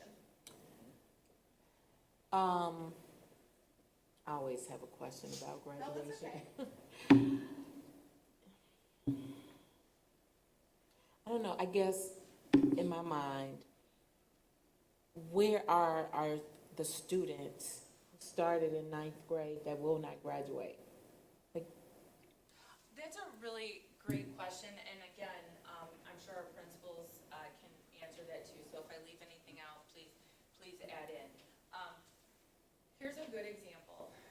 If a student, say, Carla Guzman enters into Joliet West, and I started Joliet West, maybe I transfer to Joliet Central, maybe I transfer to Valley View. All three of those, maybe I transfer 3 or 4 times. Every single school, it doesn't matter how long the student was in attendance at the school, they're measured in that cohort. Whether they spent a little time with us or a lot of time with us. So when you say where are those students, they could be at multiple places. So do we have a transfer rate? Like, have you guys looked at that? Yep, I'm just trying to, I guess, get a picture of our students that are dropping out. Like, how can we better support them, or what are the barriers that prevents them from completing high school? No, absolutely. Did you say you pulled something or you're looking at? It's not the transfer rate, but I'm out of the report card, like the central campus, the mobility rate, so that means there's students coming or going, is 13% at central. The state average is 8%. So we have a higher mobility rate than the state average. And Mrs. Stiff, you bring up a really good question, and that's how we are looking at it and how we'll continue to get better looking at it with populations of students. So how are we doing with the students that start with us and end with us? How are we doing with our students who are receiving special services, like the way that you saw it there? Also, the areas of focus, and Diane, maybe go through some of those things, because these are some examples of things we've tried to do to help support students, maybe if they come to us off track, or maybe if they get off track while they're with us. So our 12th grade MTSS teams at both campuses have targeted senior students that really need some, how would you say, monitoring and some support and regular check-ins with adults on a regular basis. So Steve Sieper and Dan Marcoon work with a cohort of kids with their MTSS team, following them, making sure that they're coming to school, that they're going to their classes, how are their grades. They need, like this cohort of students that they're following, they need to pass all their classes this year, this semester, next semester, in order to graduate. So they've really narrowed their focus on students that just need that extra, it's monitoring, just like it's the follow-up, the check-ins to make sure that they graduate. There are no academic concerns, it's the follow-through, it's coming to school, so they're working with those students. Our Gateway to Graduation, we offer to our senior students that are like short a class or 2 for graduation. So they'll take another class outside of their load online through our APEX program, work with the teacher online. And a lot of the focus is on English, so taking that English 4 class that they may have failed, or English 3, and or catching up on some electives. And that's an example of us trying to look at how we could remove a barrier, because what we were trying to do with that program is eliminate the students to go like through American school, as a good example, which is very costly, hundreds of dollars, and they may or may not finish and they don't have the support. So this, we've ensured that it's aligned to our curriculum. It doesn't cost the students, and we're able then to really focus on what they need. So that would be an example, like a group of students who is off track for whatever reason, probably usually within 2 credits. And can they, I'm sorry, can they take that anytime, that online portion? Well, right now we focus on our seniors, but after this semester, we open it up to all students who may have failed a course this semester. And that's newer to us, that we really started this option right around COVID, right? So, and we've continued it. We've leveraged our funding through ESSER and ARP to offer this to our students. Actually, this idea came from a counselor at the Central Campus. They went to Mr. Hallahan and said, hey, can we do this? And we said, yes, we can. And it's continued and it's grown. So we've seen a lot of success with this. Gateway to Graduation 2.0, those are our senior students that we've identified that are, again, credit deficient. They need a couple more classes. We pulled them out of their traditional schedule. They're a cohort. They follow through summer courses through Apex. They do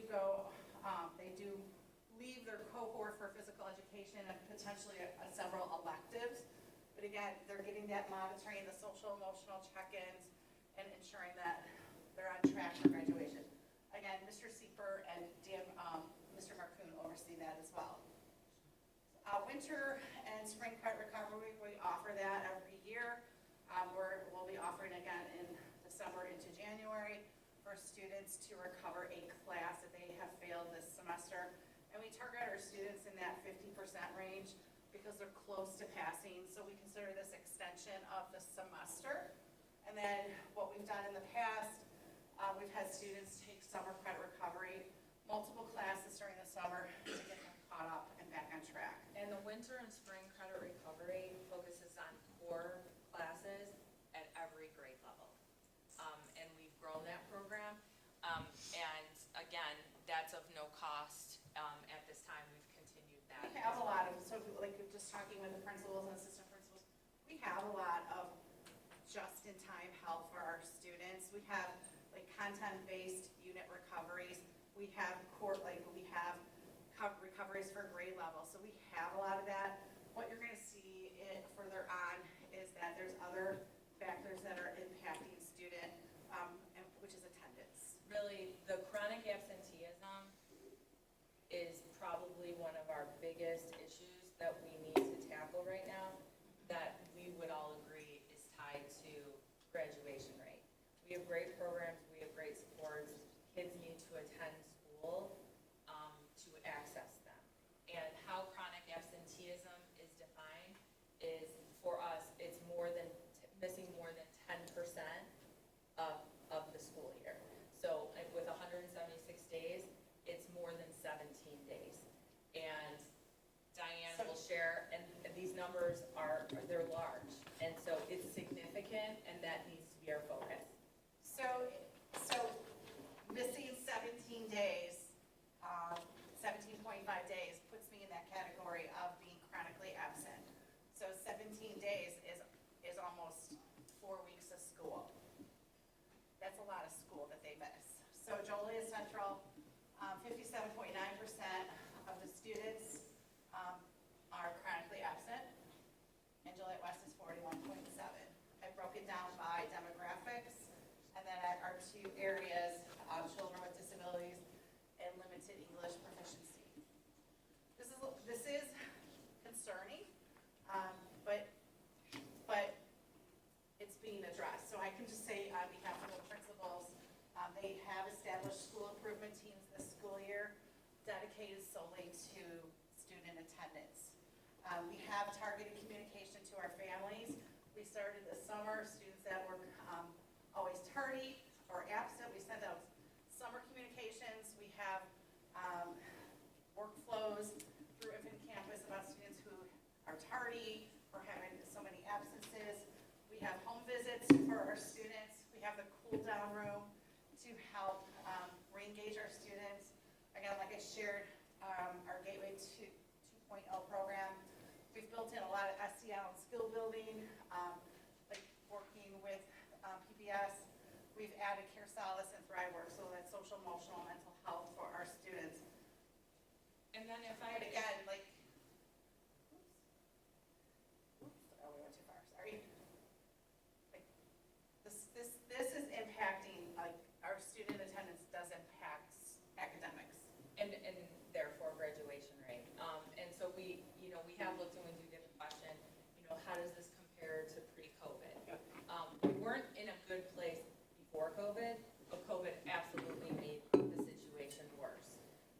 And so this is definitely an area that we need to focus on. And while we have things and we're talking about things, we're now coming up with plans that we'll bring to the board in upcoming months that are really aligned to our draft strategic plan, because improving attendance, improving graduation rate are part of those draft objectives that are part of our strategic plan. So we've already started talking about them. And while we're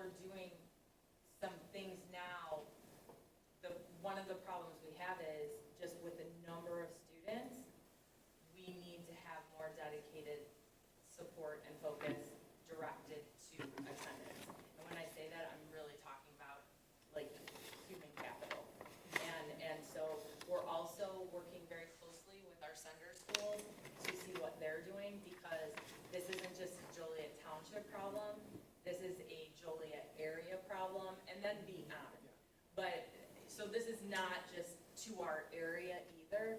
So one of the things we're trying to do, and, is what is 86 using?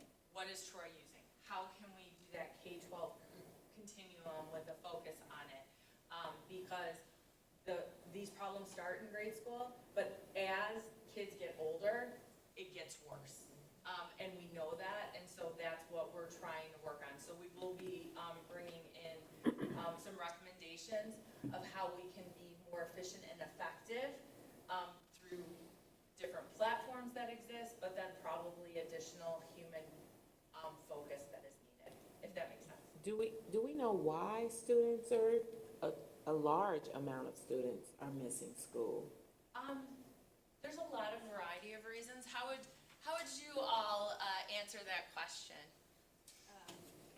It ranges from a lack of engagement to social issues that we as a school can't fix. We need to partner with the community to find solutions for that family.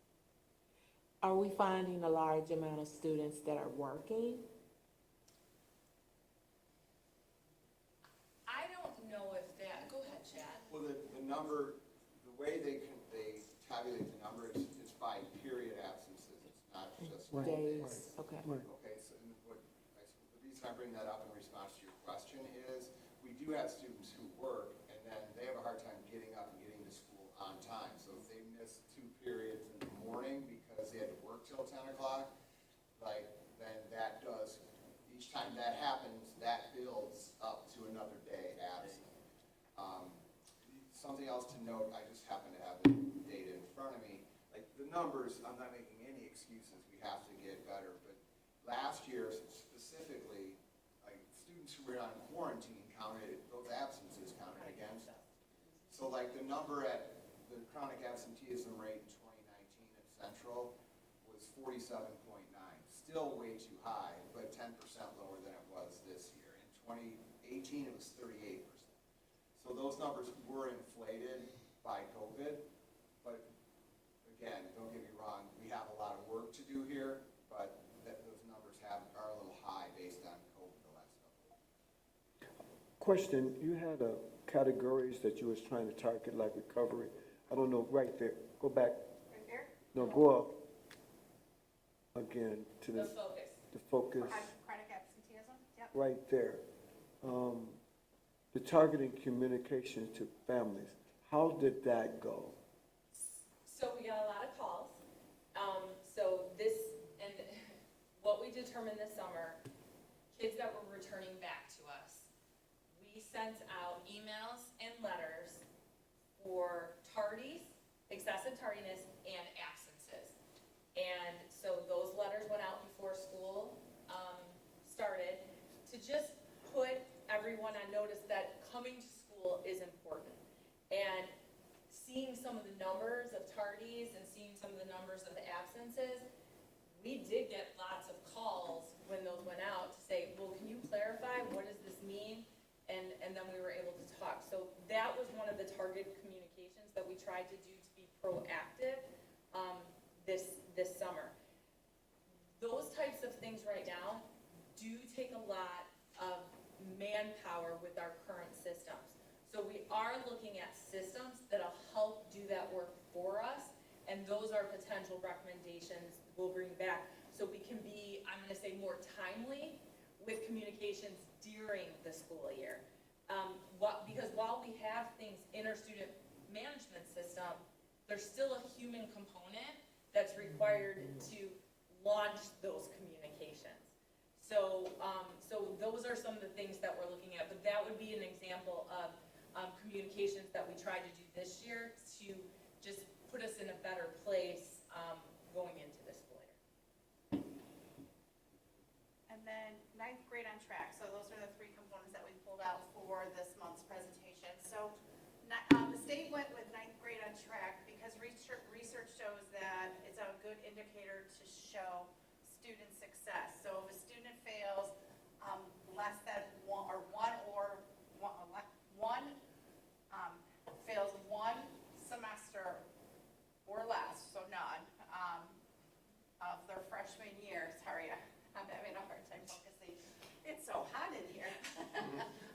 that it's a good predictor of their success, freshman through senior year. So that's why the state went with this. So this is our percentage. So 77.5% of the freshmen last year, Joliet Central, are considered on track.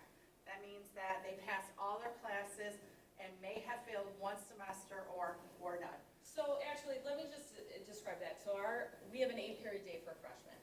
So our typical freshmen are in 7 classes. They can earn 7 credits. So as in our system, to be on track, they have to pass at least 5 of those credits, and they can fail no more than 1 semester of math, English, social science, or science. Those are the cores. So that's, again, those credit recovery options helps with this freshman on track and keeping kids on track because of that extension of the semester. Because students that participate in spring and winter credit recovery, we're able to capture them back into passing those credits.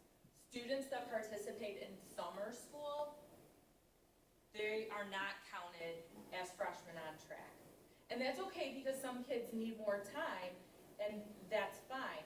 But those are some of the reasons why we have things that we're trying to do during the school year to extend or beyond the school day to make sure that we're keeping kids on track. Does that help?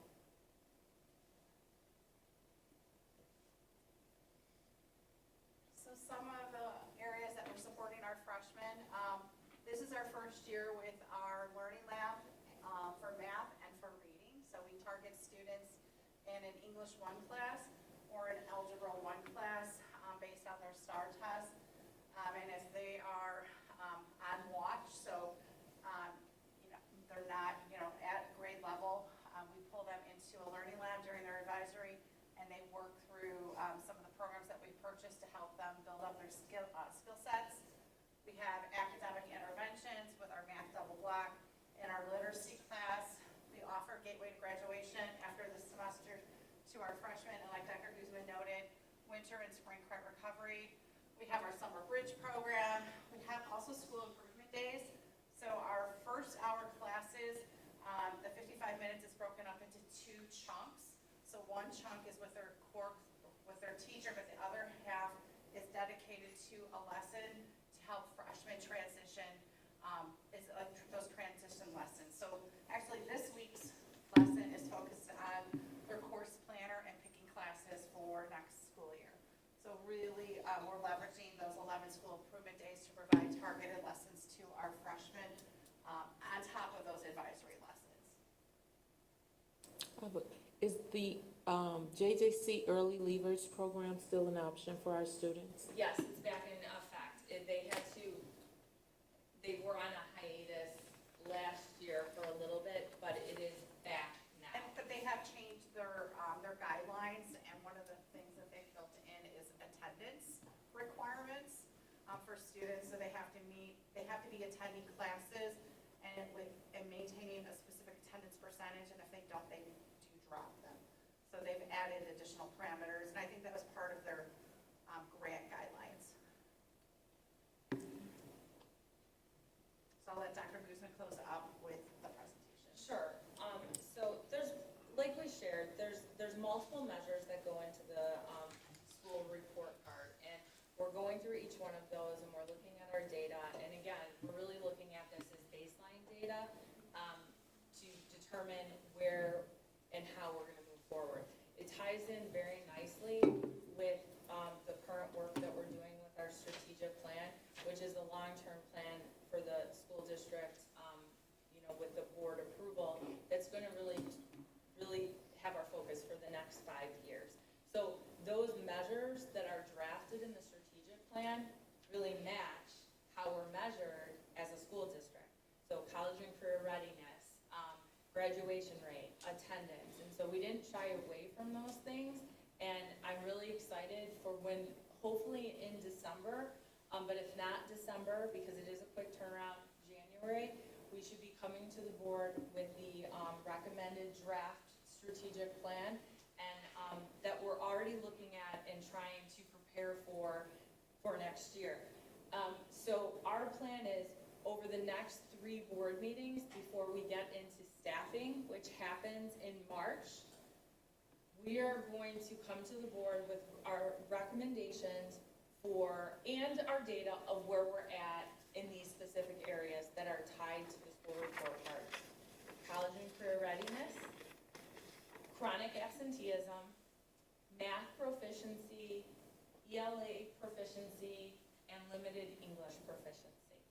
So as our small teams, as well as our strategic planning teams are working on things, it's all really coming to alignment, really with the strategic plan and how we're gonna be measured going forward at like the core. So we didn't want to pack everything into this presentation, and so that is our plan. If you think that there's anything missing, we certainly can talk about that, but we think it's all tied together and will put us in a really nice place for our final staffing recommendations that will come in March. Okay, with your final staffing, but I'm just curious, how would your human capital affect those objectives that you have? So we've talked a lot about it, and you've probably heard me say, and I don't think our district is alone, but at every role in our organization, we have a human capital and human capacity issue. We're not alone. That's not a JTHS issue in isolation, but it's definitely an issue. And so it's needing the right positions, maybe additional, maybe new, that's going to help us really focus on some of these things, because at a certain point, you can't ask people to just keep doing more. And as school districts, we're continuously being mandated to do more, and that's okay. There's good things that we're mandated to do, but it does go into play where we'll be coming to the board asking for additional human capital so that we can start chipping away at and providing the needed supports and services that we need for students. And it won't just be this year, it's gonna be over the next several years as we keep responding to the needs of our students. And when we're doing that, our job is also to make sure it's sustainable. Yeah. So we can't just add, Dr. Hampton does a great job and we're in a good place, but we can't just add all these people all at once. We also have to look at our facilities and where people are located, where services are located, so all of it works together. But we definitely know that we do need more humans at different levels to do the work. Does that answer your question? Yes, because what I'm curious about is, I know we're not looking at doing this or that. We're trying to do this and that. But my concern is, are we prioritizing some of these and just targeting and saying we need most of our human capital and energy at this particular spot? Yep. Because if you don't, I don't want us to be spread thin trying to capture so much and then we don't get really a dent on anything. But I like to see us, and I know you probably do it, I'm just curious if you're coming to the board and say we need most of our energy at the chronic absenteeism, so that we can try to knock that down, because we know that has affected graduation rate. I'd just like to know, when you come to the board, where you want to prioritize your manpower. That's what I'm just curious about. Yes, and those are the conversations we're having right now. And again, it's about putting things in place and responding to the data, but then making sure we're evaluating what we're putting in place to make sure it's working. And I'll give a good example. Let's talk about math proficiency. We changed some of the things, and I'm not going to steal Mrs. McDonald's thunder because she's very excited about some of the work that's happening in math, and she can't wait to share it with the board. But some of the things that we put into place last year and the work specific to our math interventionists, we're really seeing some real positive results. So then it makes sense to maybe enhance that and expand that. So that would be my example of having a starting point and then measuring it to determine, was this the right path? And then looking at what the next year looks like. To be quite honest, and I think if I'm understanding your question, Mr. Edmond, they're really all So it's where do we start with all of them in a way that we can do the work? And then enhance over time, if that makes sense. Yeah, I know And you then Dr. Hampton will let us know if this is a good sustainable plan or not, but it's all of us actually working together. And we're really having those conversations almost on a daily basis.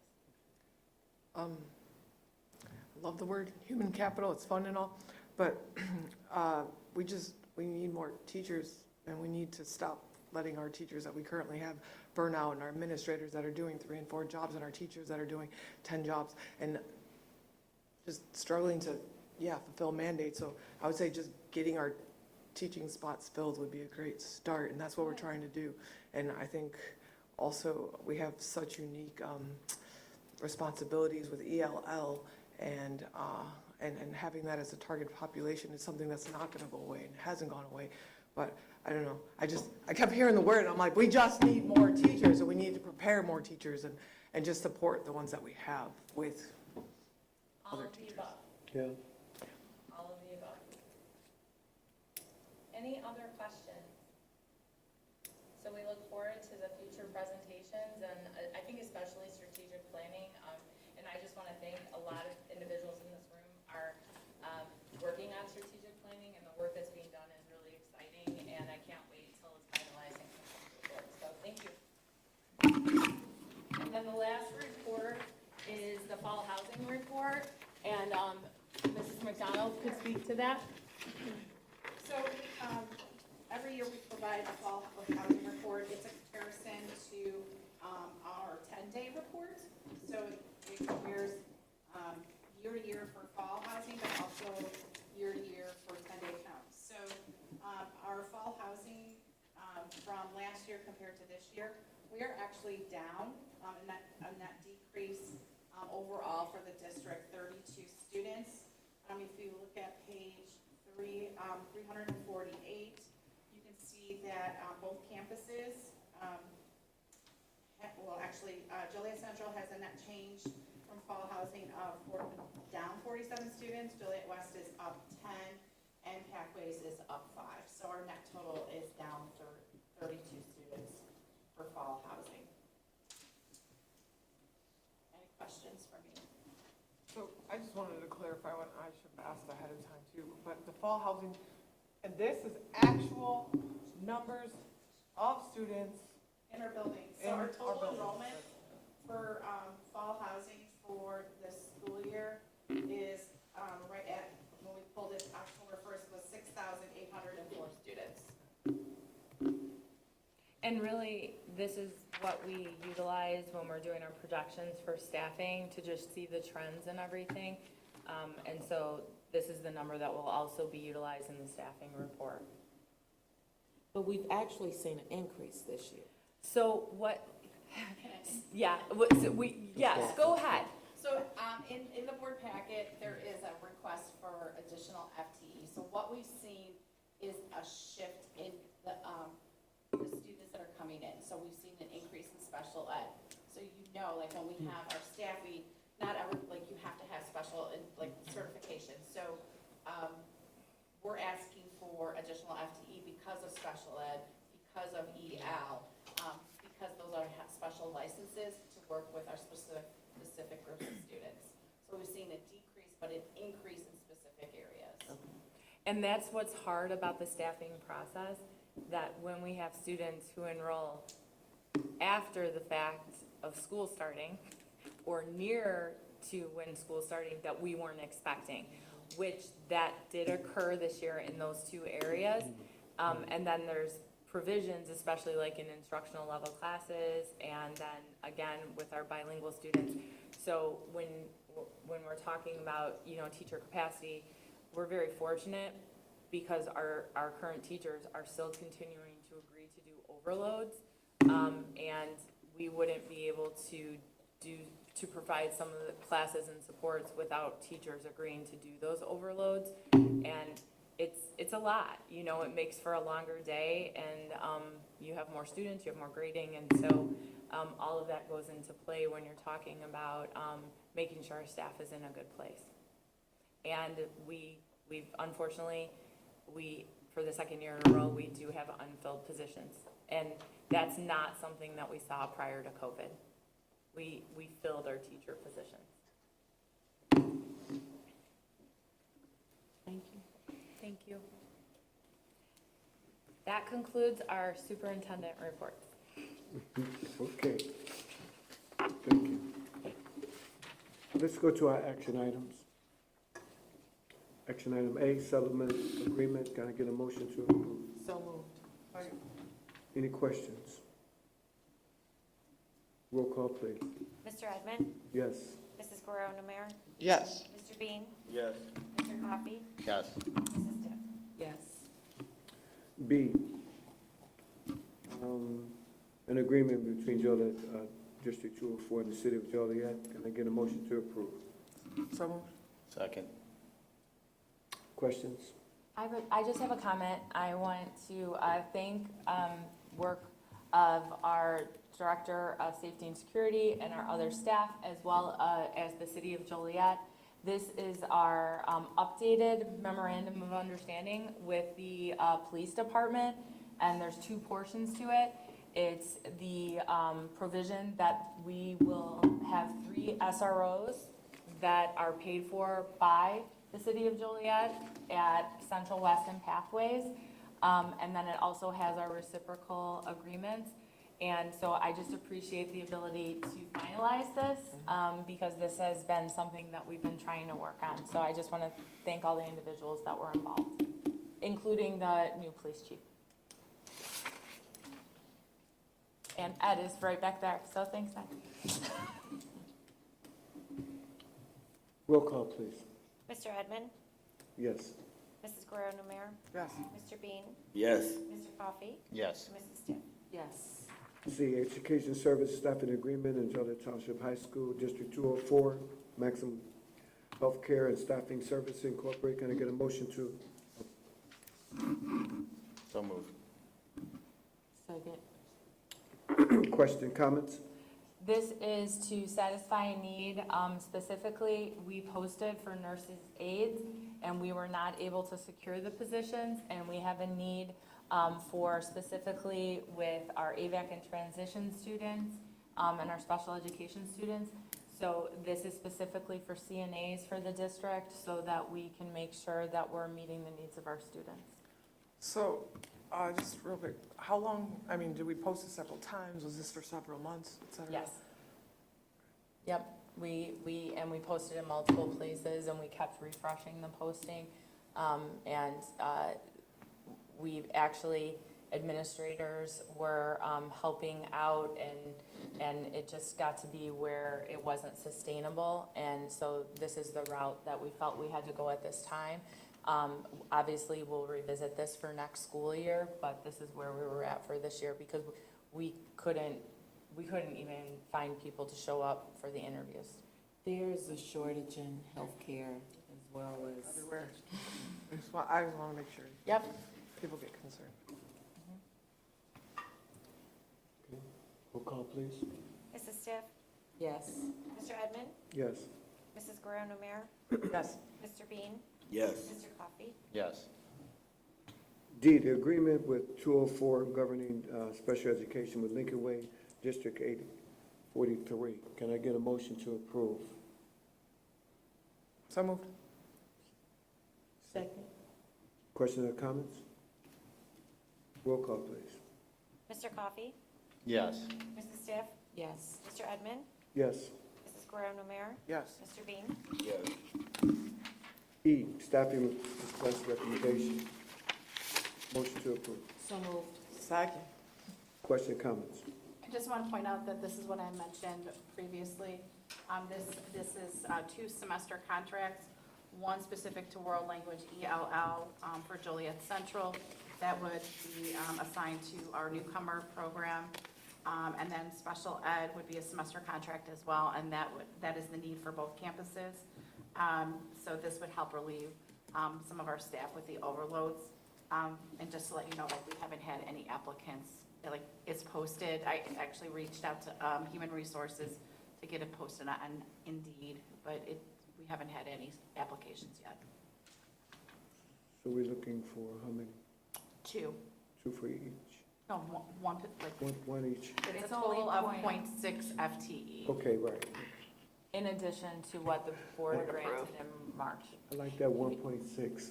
How did you do that? It's points, it's based on the numbers that we approved. We're hoping maybe with some student teachers that might be Oh, okay. finishing out, so we'll continue to reach out to, our area colleges and our connections at various, colleges, so we're not done looking, and if anybody in the audience knows of anyone, please share that information. So. Roll call, please. Mr. Bean? Yes. Mr. Coffey? Yes. Mrs. Stiff? Yes. Mr. Edmond? Yes. Mrs. Guerrero Namir? Yes. F, 2023-24 schedule, school calendar, motion to approve. So moved. Second. Question, comments? The only comment I have is, we did review the calendar, with our teachers union, and then also upon approval, we'll also share with our, sender schools, because we try to work together to, ensure that our major breaks are in alignment. We will come back, after the, school improvement committee meets to add, school improvement days, and then also after we get feedback for parent-teacher conferences, we will also come back with those dates. But the general calendar, those would be the only additions, and that's how we've handled it the last couple years. Okay. Thank you. Roll call, please. Mrs. Guerrero Namir? Yes. Mr. Bean? Yes. Mr. Coffey? Yes. Mrs. Stiff? Yes. Mr. Edmond? Yes. G, approval of the 21 and 22 audit. So moved. Oh, second. Question or comments? Roll call, please. Mr. Edmond? Yes.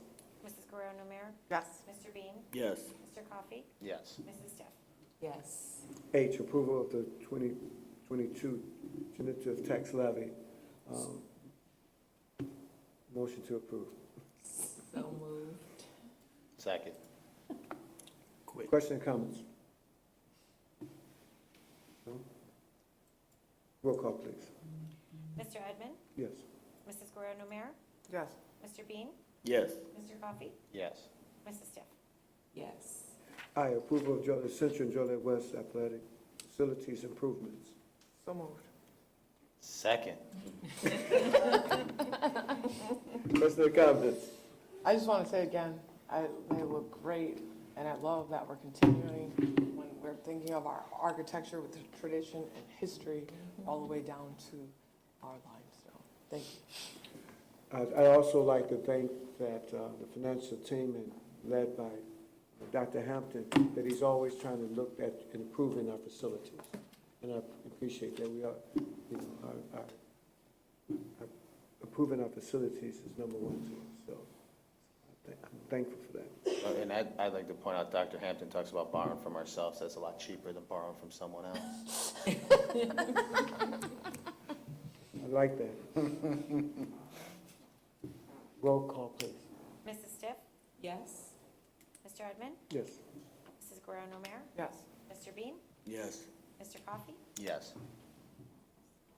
J, request of disposal. Get a motion approved? So moved. Second. Questions? Roll call, please. Mr. Coffey? Yes. Mrs. Stiff? Yes. Mr. Edmond? Yes. Mrs. Guerrero Namir? Yes. Mr. Bean? Yes. K, donations. Can I get a motion to approve? So moved. Second. Second. Question, comments? Roll call, please. Mr. Bean? Yes. Mr. Coffey? Yes. Mrs. Stiff? Yes. Mr. Edmond? Yes. Mrs. Guerrero Namir? Yes. L, personnel reports 1 through 9. Can I get a motion to approve? So moved. Second. Roll call, please. Mrs. Guerrero Namir? Yes. Mr. Bean? Yes. Mr. Coffey? Yes. Mrs. Stiff? Yes. Mr. Edmond? Yes. Student discipline recommendations. After receiving and deliberating the information contained in the hearing officer's report, the Board of Education is charged with deciding whether or not a policy was violated, whether removing the child from his or her learning environment was in the best interest of the school, whether the specific duration of the recommended suspension was appropriate or other discipline should have been applied, whether the continued presence in school would either pose a threat to the safety of other students, staff, or members of the school community, or substantially disrupt, impede, or interfere with the operation of the school. The Board of Education must then convene into public session to formally vote on the motion to suspend if the suspension is the consensus arrived at during the executive session. In relationship to case number W2223SH01, I make a motion to uphold the suspension. So moved. Roll call, please. Mrs. Guerrero-Numer? Yes. Mr. Bean? Yes. Mr. Coffey? Yes. Mrs. Stiff? Yes. Mr. Edmund? Yes. After receiving and deliberating the information contained in the hearing officer's report, the Board of Education is charged with deciding whether removing a child from his or her learning environment is in the best interest of the school, what the rationale is for the specific duration of the recommended expulsion, whether all appropriate and available behavior and disciplinary interventions were exhausted, and whether the continued presence in school would either pose a threat to the safety of other students, staff, or members of the community, or substantially disrupt, impede, or interfere with the operation of the school. The Board of Education must then convene into public session to formally vote on the motion to expel if the expulsion is the consensus arrived at during executive session. Under case number W222307, I make a motion to expel until June 2023, placement at Lincoln School. So moved. Second. Roll call, please. Mr. Edmund? Yes. Mrs. Guerrero-Numer? Yes. Mr. Bean? Yes. Mr. Coffey? Yes. Mrs. Stiff? Yes. Under case number W222308, I recommend expulsion until June of 2023 and placement at Lincoln School. So moved. Second. Roll call, please. Mr. Edmund? Yes. Mrs. Guerrero-Numer? Yes. Mr. Bean? Yes. Mr. Coffey? Yes. Mrs. Stiff? Yes. Under case number W222309, make a motion to recommend expulsion until June of 2023 and placement at Lincoln School. So moved. Second. Roll call, please. Mrs. Stiff? Yes. Mr. Edmund? Yes. Mrs. Guerrero-Numer? Yes. Mr. Bean? Yes. Mr. Coffey? Yes. Under case number W222310, recommend expulsion until June of 2023 and placement at Lincoln School. So moved. Second. Roll call, please. Mr. Coffey? Yes. Mrs. Stiff? Yes. Mr. Edmund? Yes. Mrs. Guerrero-Numer? Yes. Mr. Bean? Yes.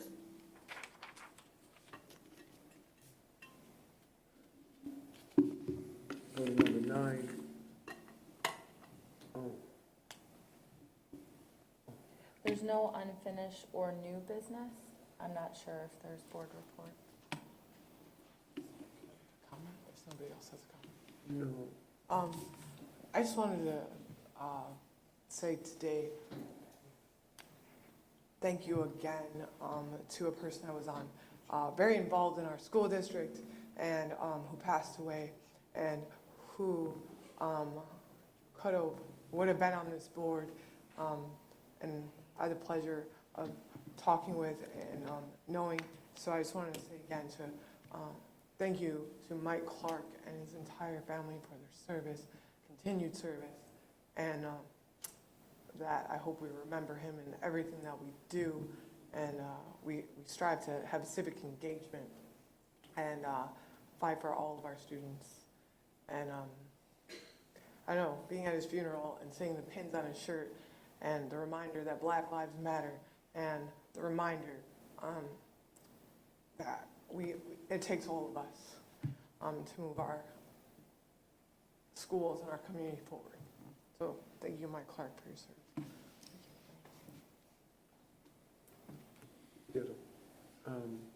I also like to bring up that some of us went to the Illinois School Board presentation where Mr. Markham and Dr. Guzman put in a presentation that was tremendous presentation and represented District 204 at that time. And I was very happy to be there, Michelle and I. And I'm thankful, and I think the district would have been very excited and proud of how they presented themselves and the district during that time. So I want to thank you all for what you did in the presentation. It was overwhelming, and I was very much excited to be there, and I was sticking out my chest being a District 204 member. So thank you for your presentation that day. Thank you. So the next thing we have is an announcement. Oh, there's one more person. Do you want to do a presentation? Public comment, yes. Public comment? Yes, Michelle Smith. Okay.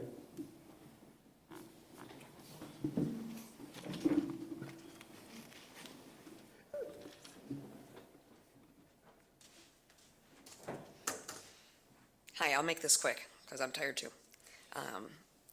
Again, thank you to the board. As always, I think our student ambassadors did an impeccable job of thanking you for all the hard work that you do, the time that you dedicate, and it is appreciated.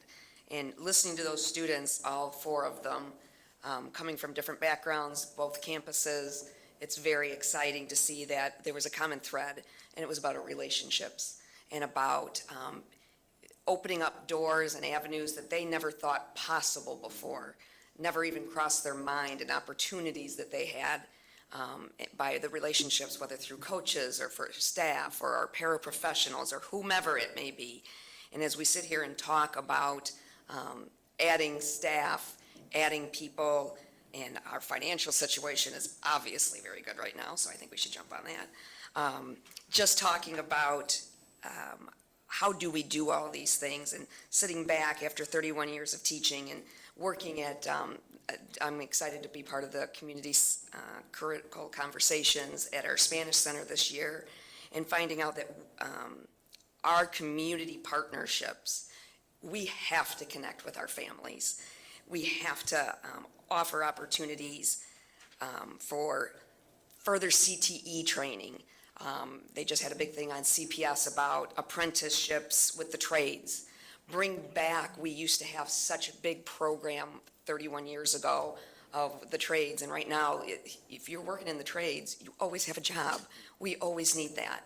We don't just look at our college level kids that want to go to college, which is always great, but look at beyond that. The CNA program that we used to house in our school. Look at things like the beauty shop, the barber schools, bringing those partnerships in.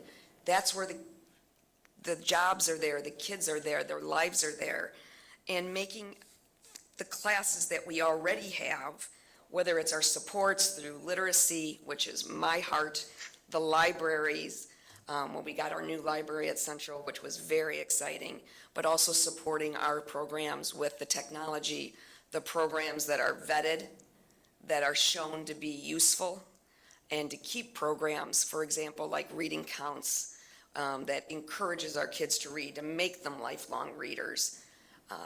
That's money well spent, and using our staff that has expertise in this area to be part of the planning and the advancement for our students. We want to be part of this. And as I said, when I was a former part of our union executive board, communication is key. It is always key for all players. And I wanted to make those comments clear. We have lots of good staff. We've lost lots of good staff in the last few years, and that makes me sad. And I know it's hard to fill positions but we need to make all of our members of our community, our school community valued and looking for our future. We have to get this absentee rate down. It's crazy. Maybe if we had sport physicals or at registration or those kinds of things, we got to think outside of the box, have them at the Spanish Center, see if we can get doctors to do those kinds of things.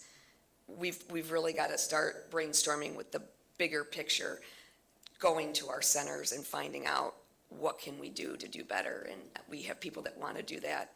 And I just want to say that JT is a great place, and we're going in the right direction. Last year was hard, and this year is marketably better, but we still got a long way to go. And I just want to thank you for your time.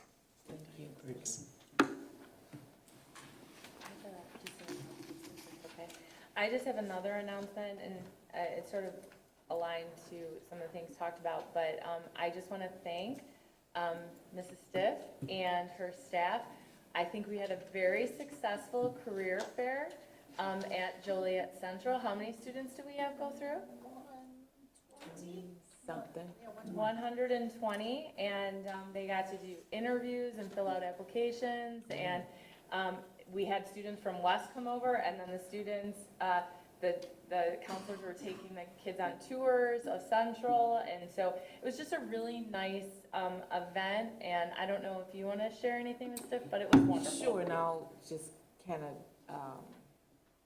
of start from the beginning. So, for those that's out there who don't know me, right? So, I am the Director of Workforce Services Division of Will County, and part of what we do is host hiring events. And so we have relationships with local businesses, and we vetted companies that would hire our 16 and 17-year-olds to participate in this job fair. And so they showed up. I think we had 14 vendors there, 120 plus kids. We opened it up to the families. And as a result, we were recapping today. If it's okay with you guys, when we hosted at Joliet West in the spring, it's coming back to Joliet West. We want to open it up to the community after the students have their turn with the vendors. But we thought that would be a good opportunity to invite the community in as well.